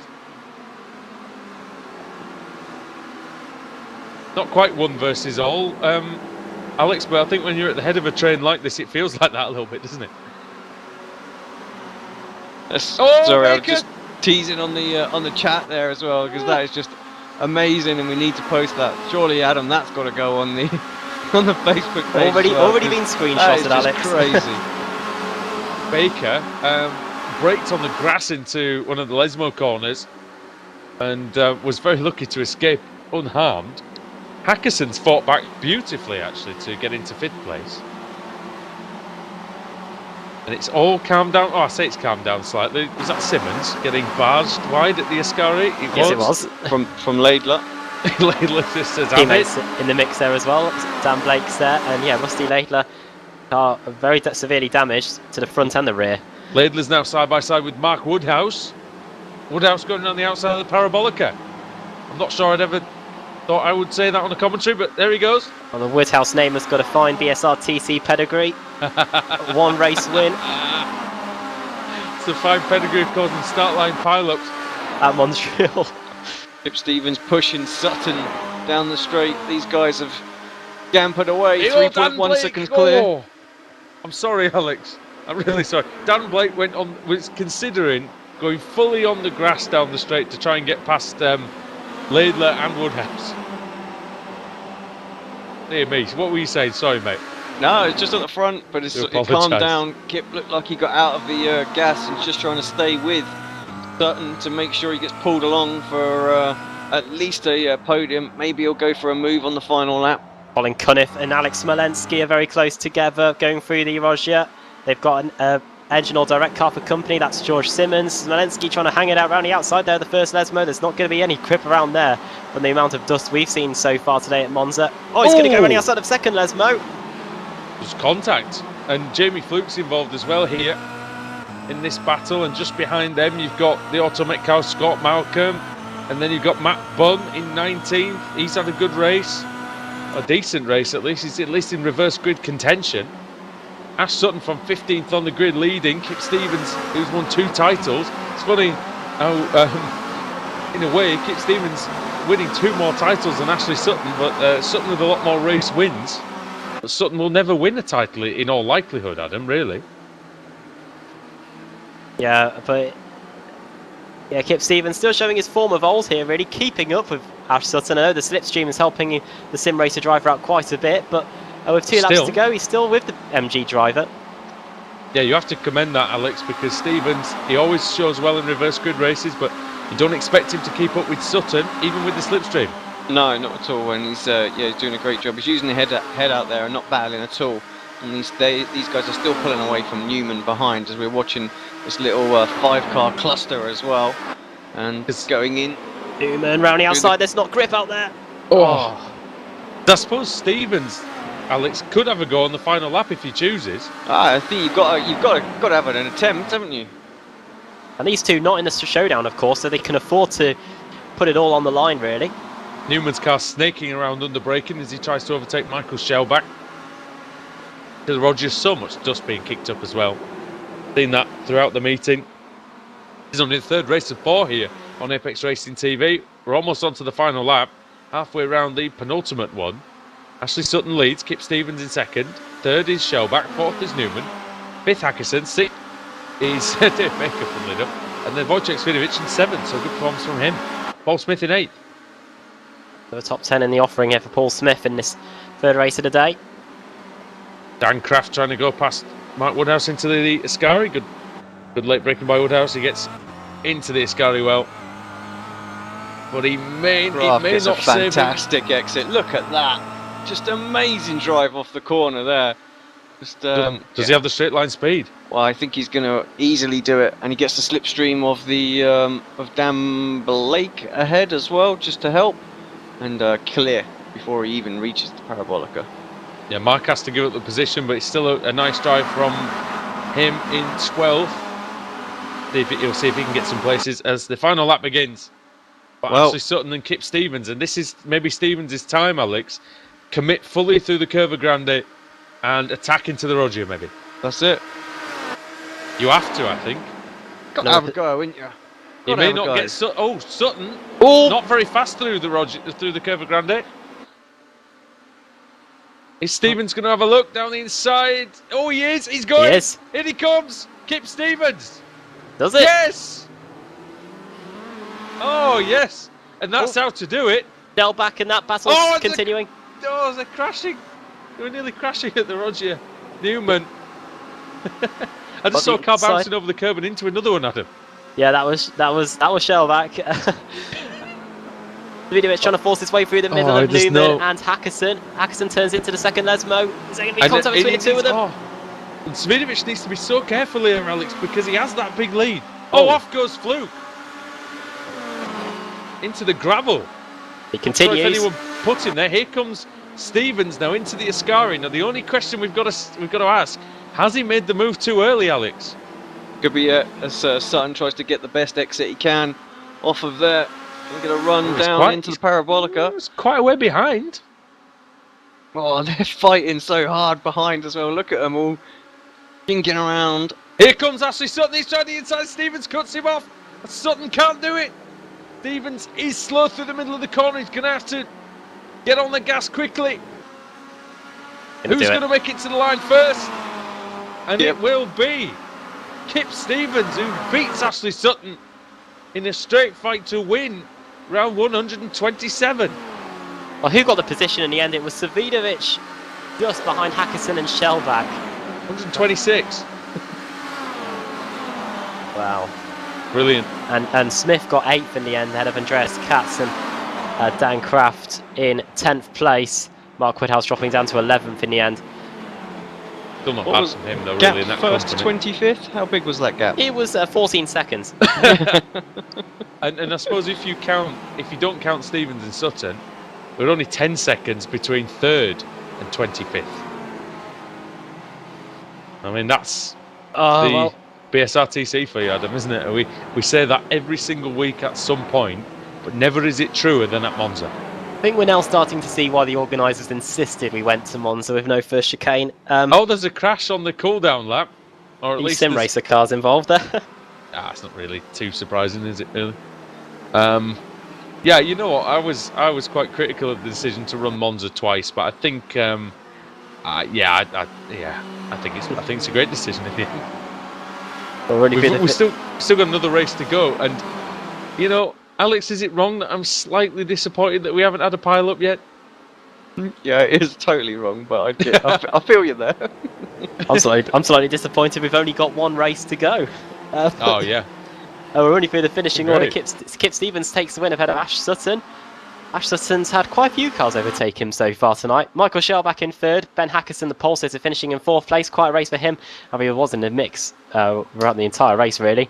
Svidovic in 5th, David Baker in his favourite position. I'll say no more. 7th, Pete Newman. 8th, Paul Smith. 9th, Andreas Katz. And 10th, Dan Kraft. 11th, Mark Woodhouse. 12th, George Simmons. 13th for Colin Cunniff. 14th, Alex Malensky. 15th, Dan Blake. 16th, Rusty Laidler. 17th, Matt Bunn. He needed a good result, and 17th might not be the best, but it does put him in the reverse grid frame for the final race of the evening. Jamie Fluke, we saw off in the gravel in the second Lesmo on the final lap of the race. He came across the line in 18th place, 19th for Pete Howard and 20th for Scott Malcolm. John Roberts finishing in 21st, 22nd Rob Graham, Nick McCarron in 23rd, 24th for Jay Wright, 25th Steve Hefford, 26th is Andrew Whitehead, 27th Stuart Atkinson, 28th Roy Verke, 29th Craig Evans, Jamie Rushworth 1 lap down in 30th. If we get a full, he'll be at the front.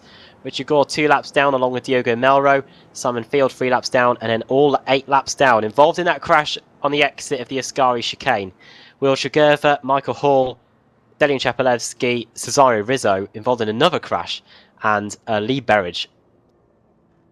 The only chance that Jamie Rushworth has, even though it was extremely small to begin with, is needs to be reversed onto pole position, and he needs to win the race. There are no two ways about it. His drivers' championship depends on it. Matt Bunn stopped the bleeding in that race. Paul Smith did finish ahead of him by 9 places, but Bunn finally, Alex, gets himself into a position where he could potentially be on pole himself. Well, he needs a good one, this one, you know.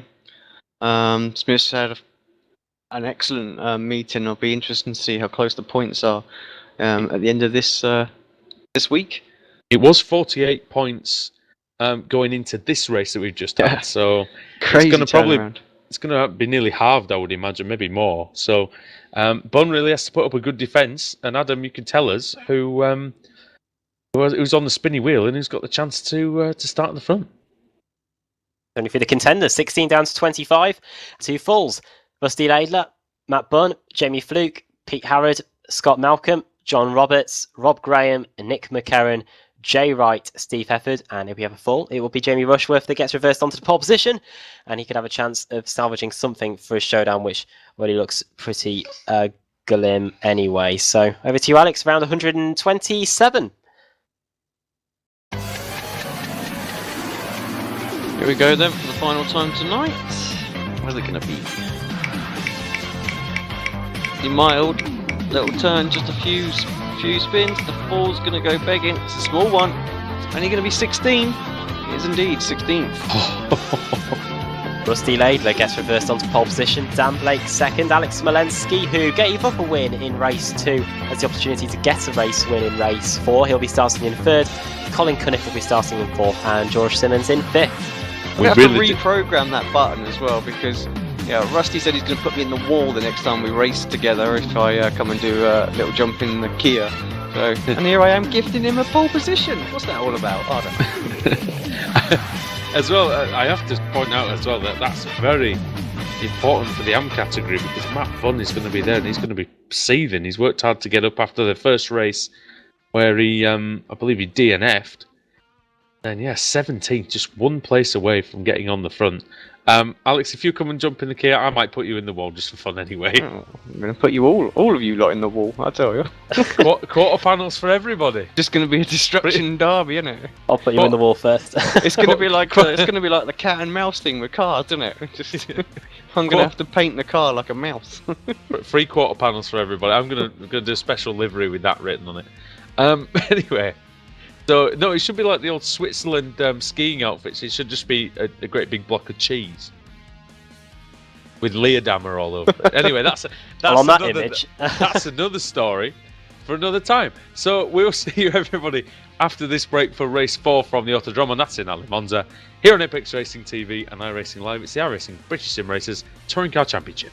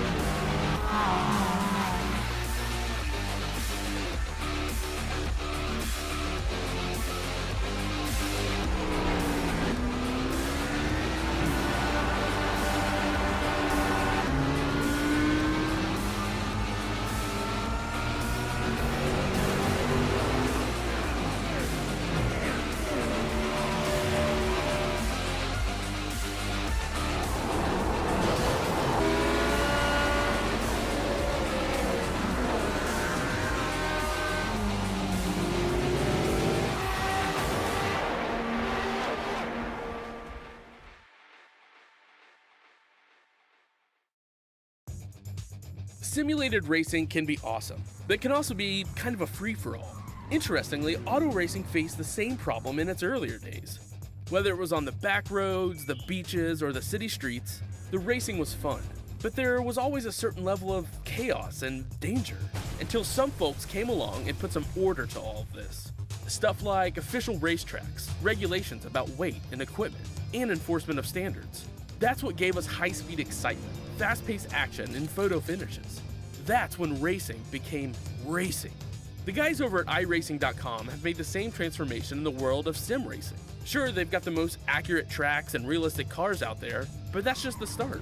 See, iRacing analyzes the performance and results of each driver in every race, so you can be sure you're always placed in races where the competition will be tight, and that those reckless drivers who ruin it for us all are kept in the pits.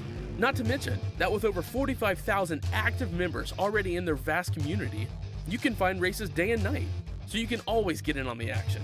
You can even join a league of your favorite series. And since updates are always automatic, you don't have to worry about software and can focus on the track. Zip up your fire suit and check out iRacing.com.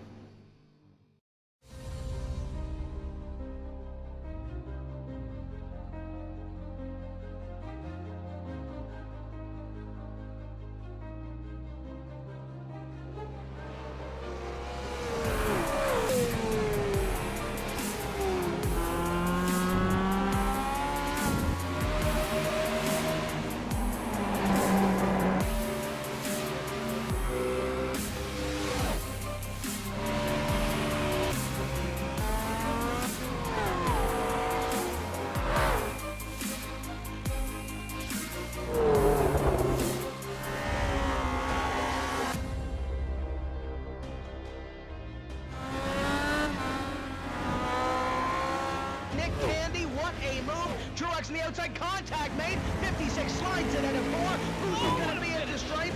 Dead even, give it to Ryan Truex. Truex is your winner over Tandy.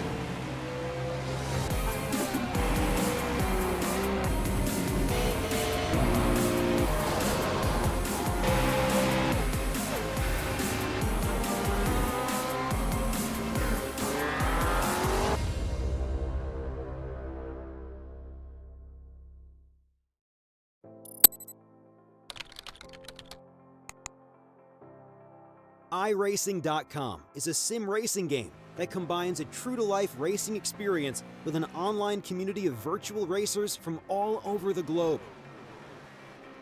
iRacing offers a multitude of officially licensed cars and tracks, laser scanned with millimeter accuracy.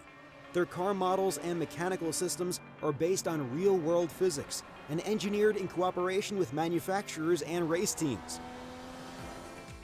iRacing's web-based interface allows members to compare stats and test drive any combination of car and track instantly.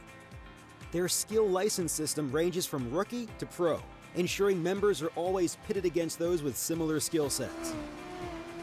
Members are able to sign up for a weekly race series, compete in time trials, host a private race with friends, and participate in racing leagues created and run by the community. With over 60,000 members, iRacing works in partnership with renowned motorsport organizations like SRO Motorsports Group to deliver virtual races based on the real-life Blancpain GT series. iRacing's Blancpain Endurance Series features team racing, giving members the ability to build a team and participate in races ranging from 3 hours to 24 hours. Additional partners include NASCAR, IMSA, V8 Supercars, IndyCar, allowing members to race in their very own 24 hours of Spa, Bathurst 1000, Daytona 500, and many more. iRacing.com, delivering the most authentic racing experience short of getting into a real race car.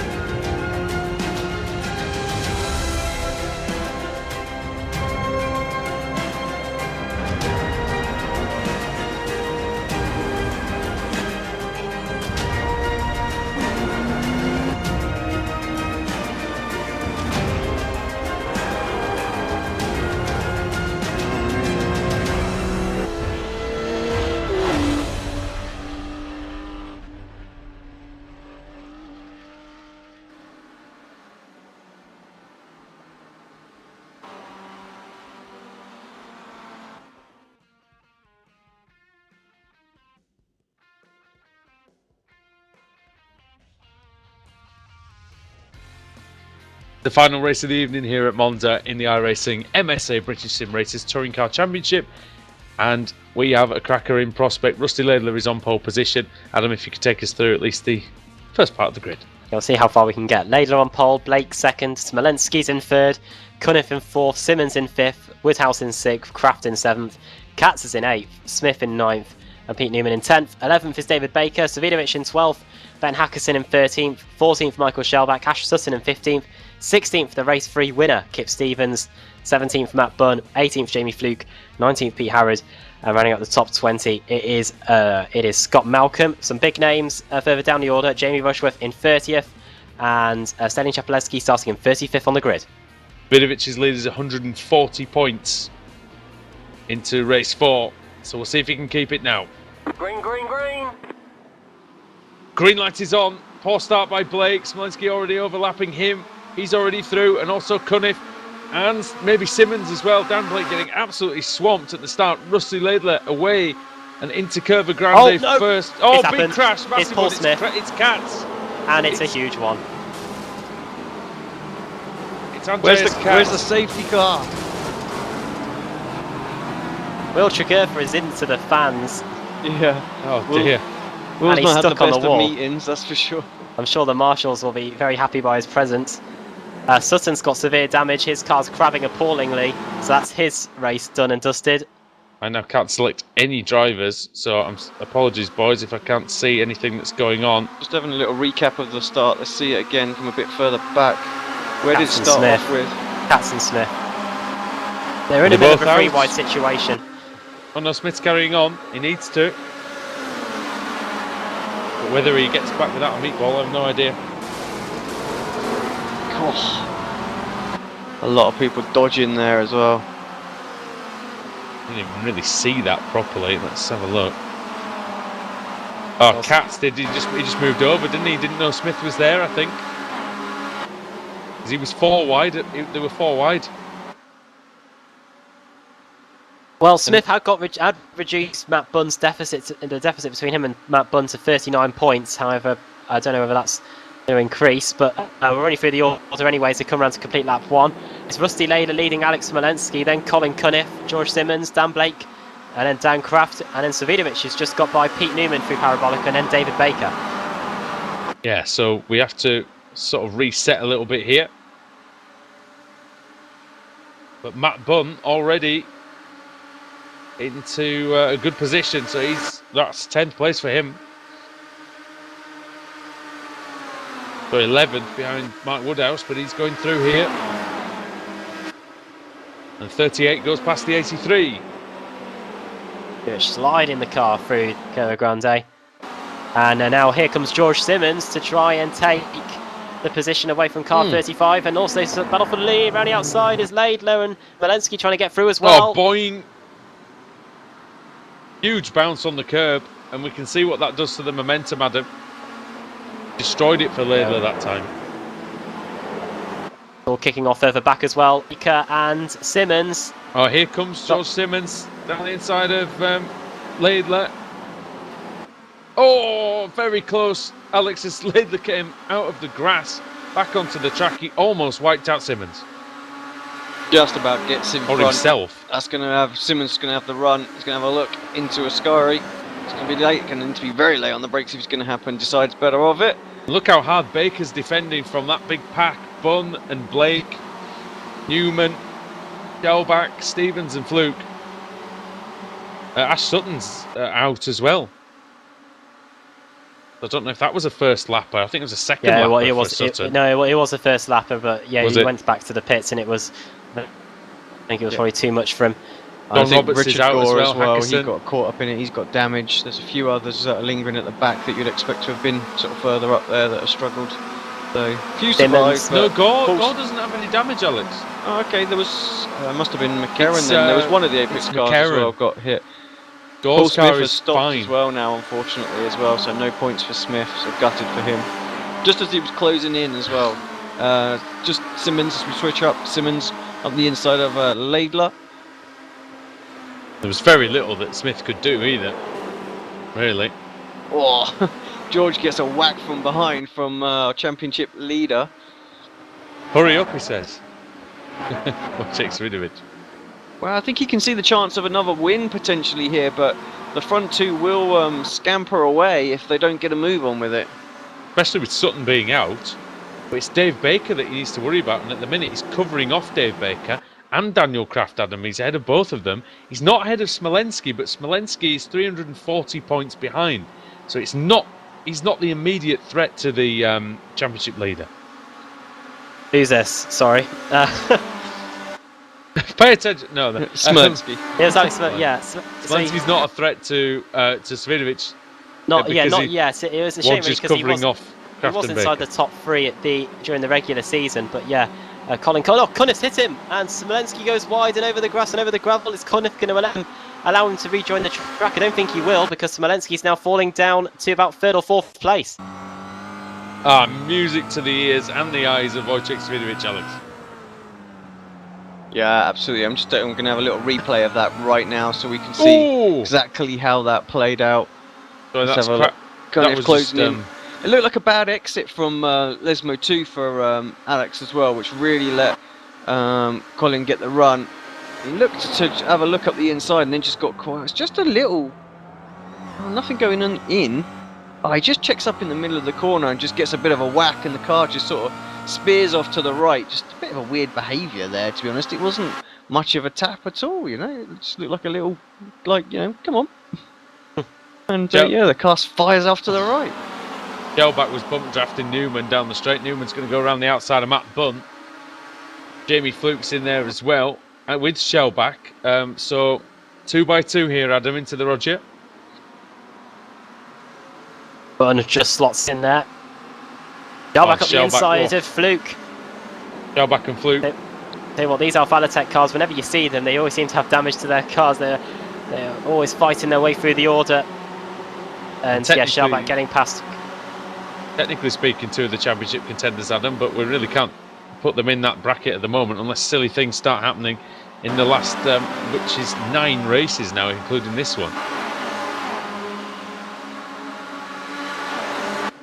Crazy to think it's come down to, 2 more meetings. Yeah. 9 races left, jeez. This was the stage of the season, of course, Alex, last year, where Svidovic was getting penalties left, right and centre, and I think he's definitely learned his lesson from that one. At least for now, we haven't finished this race yet.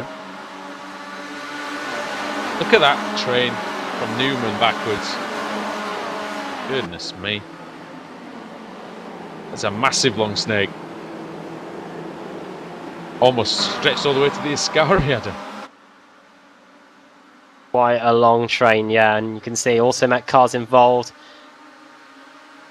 Going on to lap 5 of the race, half of the race already done then. Jamie Rushworth trying to take a position away here from car 34, that is Dan Blake. Blake, who started at the front of the grid, started second on the grid and has just lost the place there to Jamie Rushworth. He's trying to get some positions back. Had an appalling start, didn't he, Dan Blake? Really hasn't really recovered either. Michael Hall duking and jiving behind. Oh, battle for the leads on again. Conniff looking at the inside. Laidler's clear. Svidovic having a little look. And Simmons might now try. Oh, they're all fanning out here because they all got better runs than the car in front. Here comes Conniff. Simmons as well. Colin Conniff for the lead. Scotland versus England here. It'll be a World Cup qualifier soon. But, I tell you what, look at all this. Svidovic had to get on the brakes. And here comes Kraft, championship rival. Newman's off in the background. And here comes David Baker at the back of this pack as well, Adam. Ridiculous. Crazy, I think. Crazy picture in the battle for leads. But who's going to have the best line into Ascari?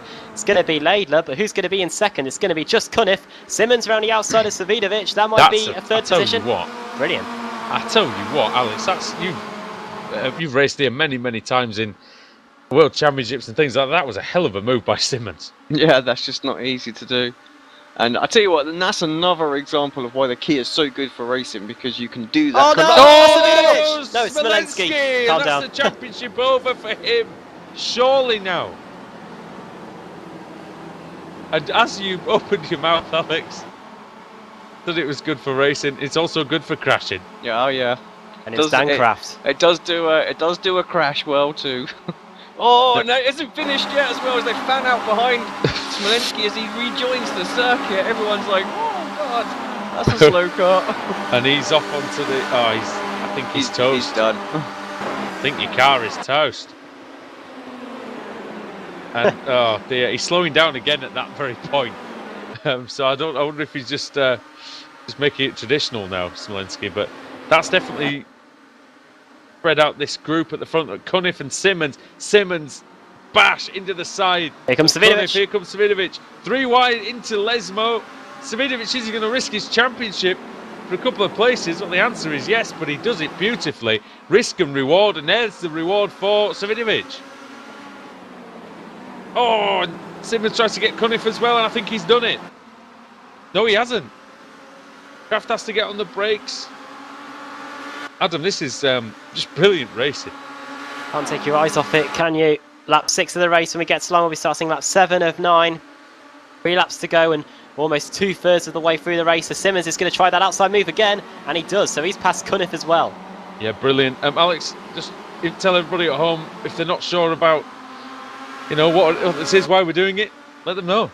Yeah, this is iRacing.com, and all you need for this is a PC and a simple wheel and pedal set. I say it like that, as someone was asking on the chat.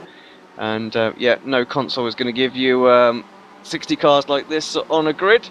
Yeah, simple wheel and pedal set, and you can join up to the website iRacing.com, and you can be racing with us very, very soon. Use the promotional codes in the description of this video, PR-BSRTC. Yeah, and that promotional code will give you 3 months for the price of 1. You could be in the British Sim Racers Touring Car Championship as early as next week. You could join the Club Series, for instance. Or you could join the World Series. There's several Kia leagues that we run here. This league's not for the faint-hearted. No, so you've got to do some practice first. Lots of it. Colin Cunniff and his teammate Dan Craft going side by side. Craft goes through. Colin slips in behind him and stops Baker from getting through. Alex, we have literally had people in the past say, this is easy, I could do this. It doesn't turn out that way, does it? No, it does take quite some time. This car is very tricky to drive as well. It takes a lot to get it out, get, you know, full speed out of this. Battle for the lead coming on, and you know, these guys are extremely talented. Don't let anyone tell you any different. You only have to look at the 7K race on our channel to know how talented these guys are, though. Oh, Laidler's off! He's missed the Scary, Alex. That's going to be a slowdown penalty, surely. Well, the current World Championship driver winner on iRacing competed in that one. He did well, but these guys, they were all over him. Yeah, I'm talking about Martin Kroenke, of course. And this leads quite nicely into us plugging the Road Pro Series. Saturday, 1:15 GMT. 10 drivers will be allowed the chance to compete in the 2017 iRacing World Championship Series. And they'll join our good friend Alex Simpson on the grid. And Alex, I'm sure you're really excited to see what your competition's going to look like. Exactly, it gives me a good chance, a good way to spy on them all, see what's going on, watch that, see what kind of strategies they're going to do as we call the action for that series. It'll be, yeah, it's great. We've obviously all done it in the past, just with other services and channels and things like that, and it'd be great to all jump in and do it together for Apex. Apex Racing TV, 1:15 GMT, iRacing Road Pro Series. Right, back to the matter at hand then, and that's the British Sim Racers Touring Car Championship. Got a great battle for the lead, and the man in front is the championship leader. And Adam, it's been a terrific drive so far from Wojciech Savidovic. He's got a lap and a half to go. Started 12th in the lead, but he's got pressure. Got pressure from a fellow showdown contender in George Simmons. Laidler, after making that mistake, dropped down to 3rd place, and now he's got to hold on for a lap and a half. And tell you what, in all 3 races today, I think that the person that's been in 2nd place with 1.5 laps to go has come out on top. So Savidovic better be careful in this final few miles here at Monza.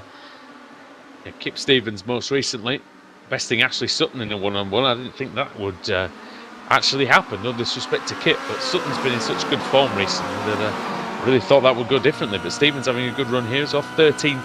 He's in that 2nd pack that we see in the background. But here we go then. We've just got around 6 kilometres to go. 1 lap of the Autodromo Nazionale Monza. Who can negotiate these 9 corners the best, Alex, on lap 9? Will it be Savidovic? Simmons is definitely in the driving seat, I think, right now. Surely he's going to get the run he wants. He just needs to be patient. We've seen this from Kraft. If you go too early, the driver comes back at you. And Savidovic having the wide line, it doesn't want to happen like in the first race tonight where Kraft just drove around the outside. So he wants the inside line for the chicane. That's the important thing right now. Sweeps across, gets a fast line in there. That may be the best defence that he could put up there, because Simmons has done nothing with the great draft that he's got there. And actually Laidler looks like the one who wants to make the move. I think he was pushing Savidovic slightly, Alex, because he maybe just wanted to turn it into a 2-horse race, but that didn't work. And Rusty Laidler here, man who's on pole position, he's not giving up the chance to win this race. Daniel Kraft, he's not giving up the championship. He's 191 points behind. He needs to beat Savidovic here, but it's very unlikely he's going to do it with just 1 lap to go. Adam, we've got an exciting conclusion in our future here. Less than half the laps to go then towards the Ascari chicane. Simmons, if he can try and use as much slipstream as he could, he can try and stop Savidovic, but I don't think he's going to be able to throw it up the inside into Ascari. It's going to have to be all about the parabolica. Oh, Simmons getting very close to the back of Savidovic then. Do the very anti-Ascari for the final time. They'll flick it left then. And the final long straight before the parabolica, one of the most famous corners in motor racing. Savidovic is on the inside. I'm not really sure he wants that line, but it does allow him to control the braking, control where Simmons positions his car. If he gets it rotated through the corner, he's going to do it, I think, Wojciech Savidovic.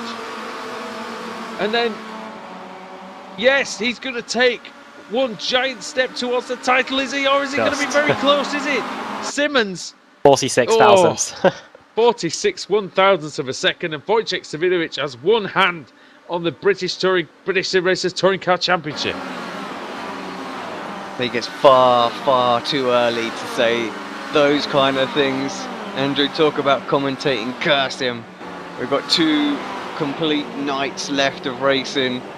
Loads and loads of points up for grabs. 1 DNF, 2 DNFs can easily happen, and then he could be out of the running just as quickly as that. That is true, and you can never count it. You can never discount anybody else, but he's been so dominant recently, Savidovic, that you can't see anybody else catching him.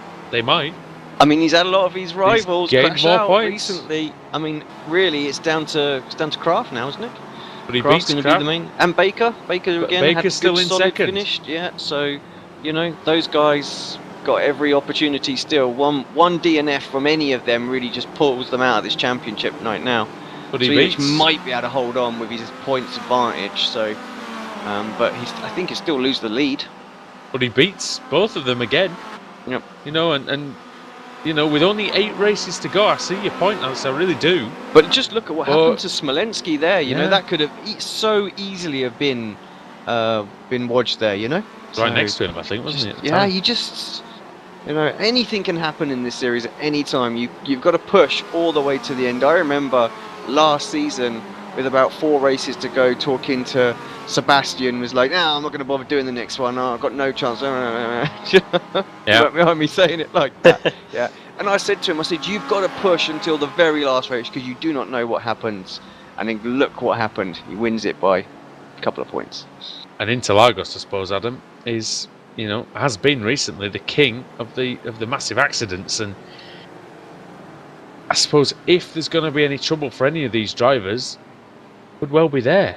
Yeah, it's almost like the Talladega of the NASCAR showdown. That's the one that all the drivers circle and realise that once you get through there unscathed, you've got a good chance of taking the title as it all's kicking off in the pit lane. Alex, you might want to get that on the camera because that was quite funny. Laidler doing backwards donuts, everybody else having to evade him, and somebody didn't. In the pit lane as well. That was great. I tell you what, the health and safety people will be having a fit over that one. Oh, I need to find a good camera to see it. Give me a camera. Oh, head on as well. Absolutely nailed him. Just caught the end of it. Well, Laidler's happy with the podium, Adam, and if you could just run down and see where everybody else finished. Which takes the win, and just by 46 thousandths of a second, the closest finish of the night, ahead of George Simmons, Rusty Laidler, and Dan Kraft in second and third and fourth. Baker in fifth, ahead of Colin Cunniff in sixth. Seventh, Jamie Fluke. Eighth, Pete Newman. Ninth from 30th on the grid, Jamie Rushworth. So a good fight back through the field from him. It needed to be, really. And Matt Bunn rounding out the top 10. 11th for Pete Harrod. 12th for Kip Stevens. 13th for Michael Shellback. Rob Graham finishing in 14th. Steve Peppard in 15th. 16th, Dan Blake. 17th, Mark Woodhouse. 18th, Michael Hall. 19th, Stalin Chapelevsky, and 20th, Diogo Melro. Richard Gore finishing in 21st place. 22nd, Scott Malcolm. Craig Evans finishing in 23rd. Jay Wright 24th. 25th, Andrew Whitehead. 26th, Lee Berridge. Stuart Atkinson in 27th. Roy Ververke 28th. 29th for Nick McCarron. Alex Malensky 1 lap down in 30th. Paul Smith, Ben Hackerson, Ash Sutton, John Roberts, Andreas Katz, and Will Tregertha all involved in that start line crash. Well, what a night's racing we've had. And Alex, last year at Monza was one of the best ones I think that we've ever done. But this one's very, very close because the driving was better. I think it was a much more well-behaved meeting. There weren't as many retirements. I think it was all positives, I think, wasn't it? Yeah, I think so. I think you're right there. Very, very, very close. Yeah, I think the last one still has the edge, but there was some great moments on there, and yeah, Adam's been on it, getting them shared straight away onto the Facebook page as well. If you want to go and check the highlights straight away, then just heading over to Apex Racing TV's Facebook page. You can find the link to that on our website, apexracingtv.com, of course, and yeah, go check out some of the highlights straight away. And the wonders of not having a laptop with the casing falling off, Adam. Yeah, I'll tell you what, Alex might not have an excuse for not racing anymore. No. Oh, does this mean you're going to do some streaming? Does it? I won't roll it out. I'm going to be released from the cameras. Oh well. Oh, there we are. We'll let him out into the wild. So me and Laidlaw are going to have our head-to-head, are we? That's it. He's going to be gunning for you now. But apparently the provisional points have been updated, guys. So yes. before we so leave, we can probably have a look at that. So we're heading into the penultimate race meeting of the season. Championship leader is Wojciech Savidovic, but by only 159 points. So it looks like it's going to be David Baker that's going to be Savidovic's main championship challenger. Dan Kraft is now 210 points behind. Jamie Fluke's up to 4th, but he's 375 points behind now, Savidovic. Only 4 points behind Fluke is George Simmons. Simmons having a great race meeting here. And only 1 point behind him is Stalin Chapelevsky. So I tell you what, battle for 4th place is going to be one to watch for these final 2 race meetings. 6 points behind Chapelevsky is Alex Malensky. And Jamie Rushworth remains in 8th place. Michael Shellback in 9th now, with Hall in 10th, Richard Gore in 11th, and Pete Newman rounding out your showdown contenders. Over in the YAM standings, it was Paul Smith that was closing the gap. But that terrible final race means it's now Roy Ververke that's now 2nd. And Paul Smith now is 117 points behind Matt Bunn. Andrew Whitehead in 4th. Nick McCarron in 5th. And Jay Wright in 6th. Those are your Pro-Am contenders. And in the team standings, it is Race Over CQR, but only by 144 points. And don't forget, that's where the majority of the prize money is going in the BSRTC. Alphalatech in 3rd and Apex Racing in 4th. And we're joined in the commentary box by Paul Smith, who has unfortunately slipped down to 3rd. And it was all going so well, my friend. And then we know how easy it is to, in a 3 or 4 wide situation, it doesn't know the car's there. And unfortunately, that's what happened to you. Good evening, gents. Just looking at the first 3 races, was really enjoying that. It's really some good competitive action there. Sort of fell back. Once I'd made an initial sort of gain, I was then starting to fall back a little bit because I was trying a little bit of a different wing setting to -3 instead of -4, so I didn't quite have the top end speed. But the car felt good. All credit to Ash Sutton and the team for creating that setup. And yeah, start that 4th race. I'm feeling confident. 9th place on the grid. Get a good getaway. Have a car on my right just suddenly swerve to the left. I'm keeping it as far up to the left as I possibly can, and yeah, there was contact, and it took out a few people. So sorry to those guys who got caught up in that. I won't sort of say what my opinion is of it because I don't think that's fair if he's not here to defend himself. Well, you have closed the gap today, so it's not been. It has still been a productive meeting for you. Yeah. We've got Interlagos left. We've got Daytona left. What's the mindset now? Is it go for it? Do you still have to be careful? What do you think? It's difficult going for the amateur championship because if you're going for the overall championship as a driver, you've got a mindset of in that first race you can generally keep it clean because you're generally up the front end of the field. If you get a bad qualifying like Matt did in the first race today, you're battling. You're in the pack. It's just a pack mentality, and it's very difficult to try and keep your nose clean and to keep out the trouble. And you've got to attack in that point of view because if you just try and hang back, you'll then get involved in incidents. So it's very difficult to be in that sort of mid-pack when you're fighting for a championship because on the one hand you want to score points, but on the other hand you don't want your competitors get away from you because I had Matt shouting at me on the team radio telling me to slow down because I was having such good first 3 races. But this championship isn't over, and to be honest, I would still say that pretty much everyone involved in that could still win this championship, this amateur championship, because we've seen, somebody can have a disastrous week like I did at Japan, the first week. So it can change on 1 week, and with only 2 weeks left, I've got to attack. There's no other doubt, no other way about it. I have to attack now. I'm in the lesser position. Well, you look like you have been just slightly ramping up the aggression week by week the last few weeks, just to, try to maybe make a move when you possibly wouldn't have done before. So, I think it's still well within your reach. And when you've got tough competitors, you've got Matt Bunt, who's driving probably the best he has in his career so far. Roy Verke, who's taken a slightly different approach in terms of being a lot more careful in this series, really. The thing with Roy is it's working. Yes. That approach is working, and it's similar to John Roberts last season. John Roberts, he was just there getting the points, and he ended up winning the amateur championship because he was just there getting points every week. Whereas me and Richard Gore seemed to be magnetically attracted to each other last season. So, it's still open. This is anybody's game yet, still, and I'm hoping somebody slashes Matt Bunn's brake pipes. Well, there you go, Adam. You can't say fairer than that, can we? No. I'll tell you what then, mate. We'll let you go, but I think if somebody had said you'd have reduced the gap to 117, I think would you have been fairly happy with that before tonight? Oh yeah, I would have liked to have been a little bit less than a little bit more reduced than that, but it's a reduction. It's getting me closer. It's keeping me in the fight. So yeah, I'm a positives guy. I'm still in this. I feel positive and we'll go for it. No point sort of wishing and hoping that if only I'd have done that. You just do it. Well, I think the bottom line is, sorry, just quickly, Adam, I think the bottom line is you've given yourself a chance. I think that's the most important thing. Adam. Club Series then, Oran Park, Sunday. Yeah, we don't know how that's going to go, do we? Because I've never seen any racing around there, and with a big grid like the Club Series has, anything could happen because it's a very tough track to overtake at. So that's certainly going to be interesting to watch. Sunday night, 8:30 on Apex Racing TV. Make sure you catch that. There's the gratuitous cheap pop there.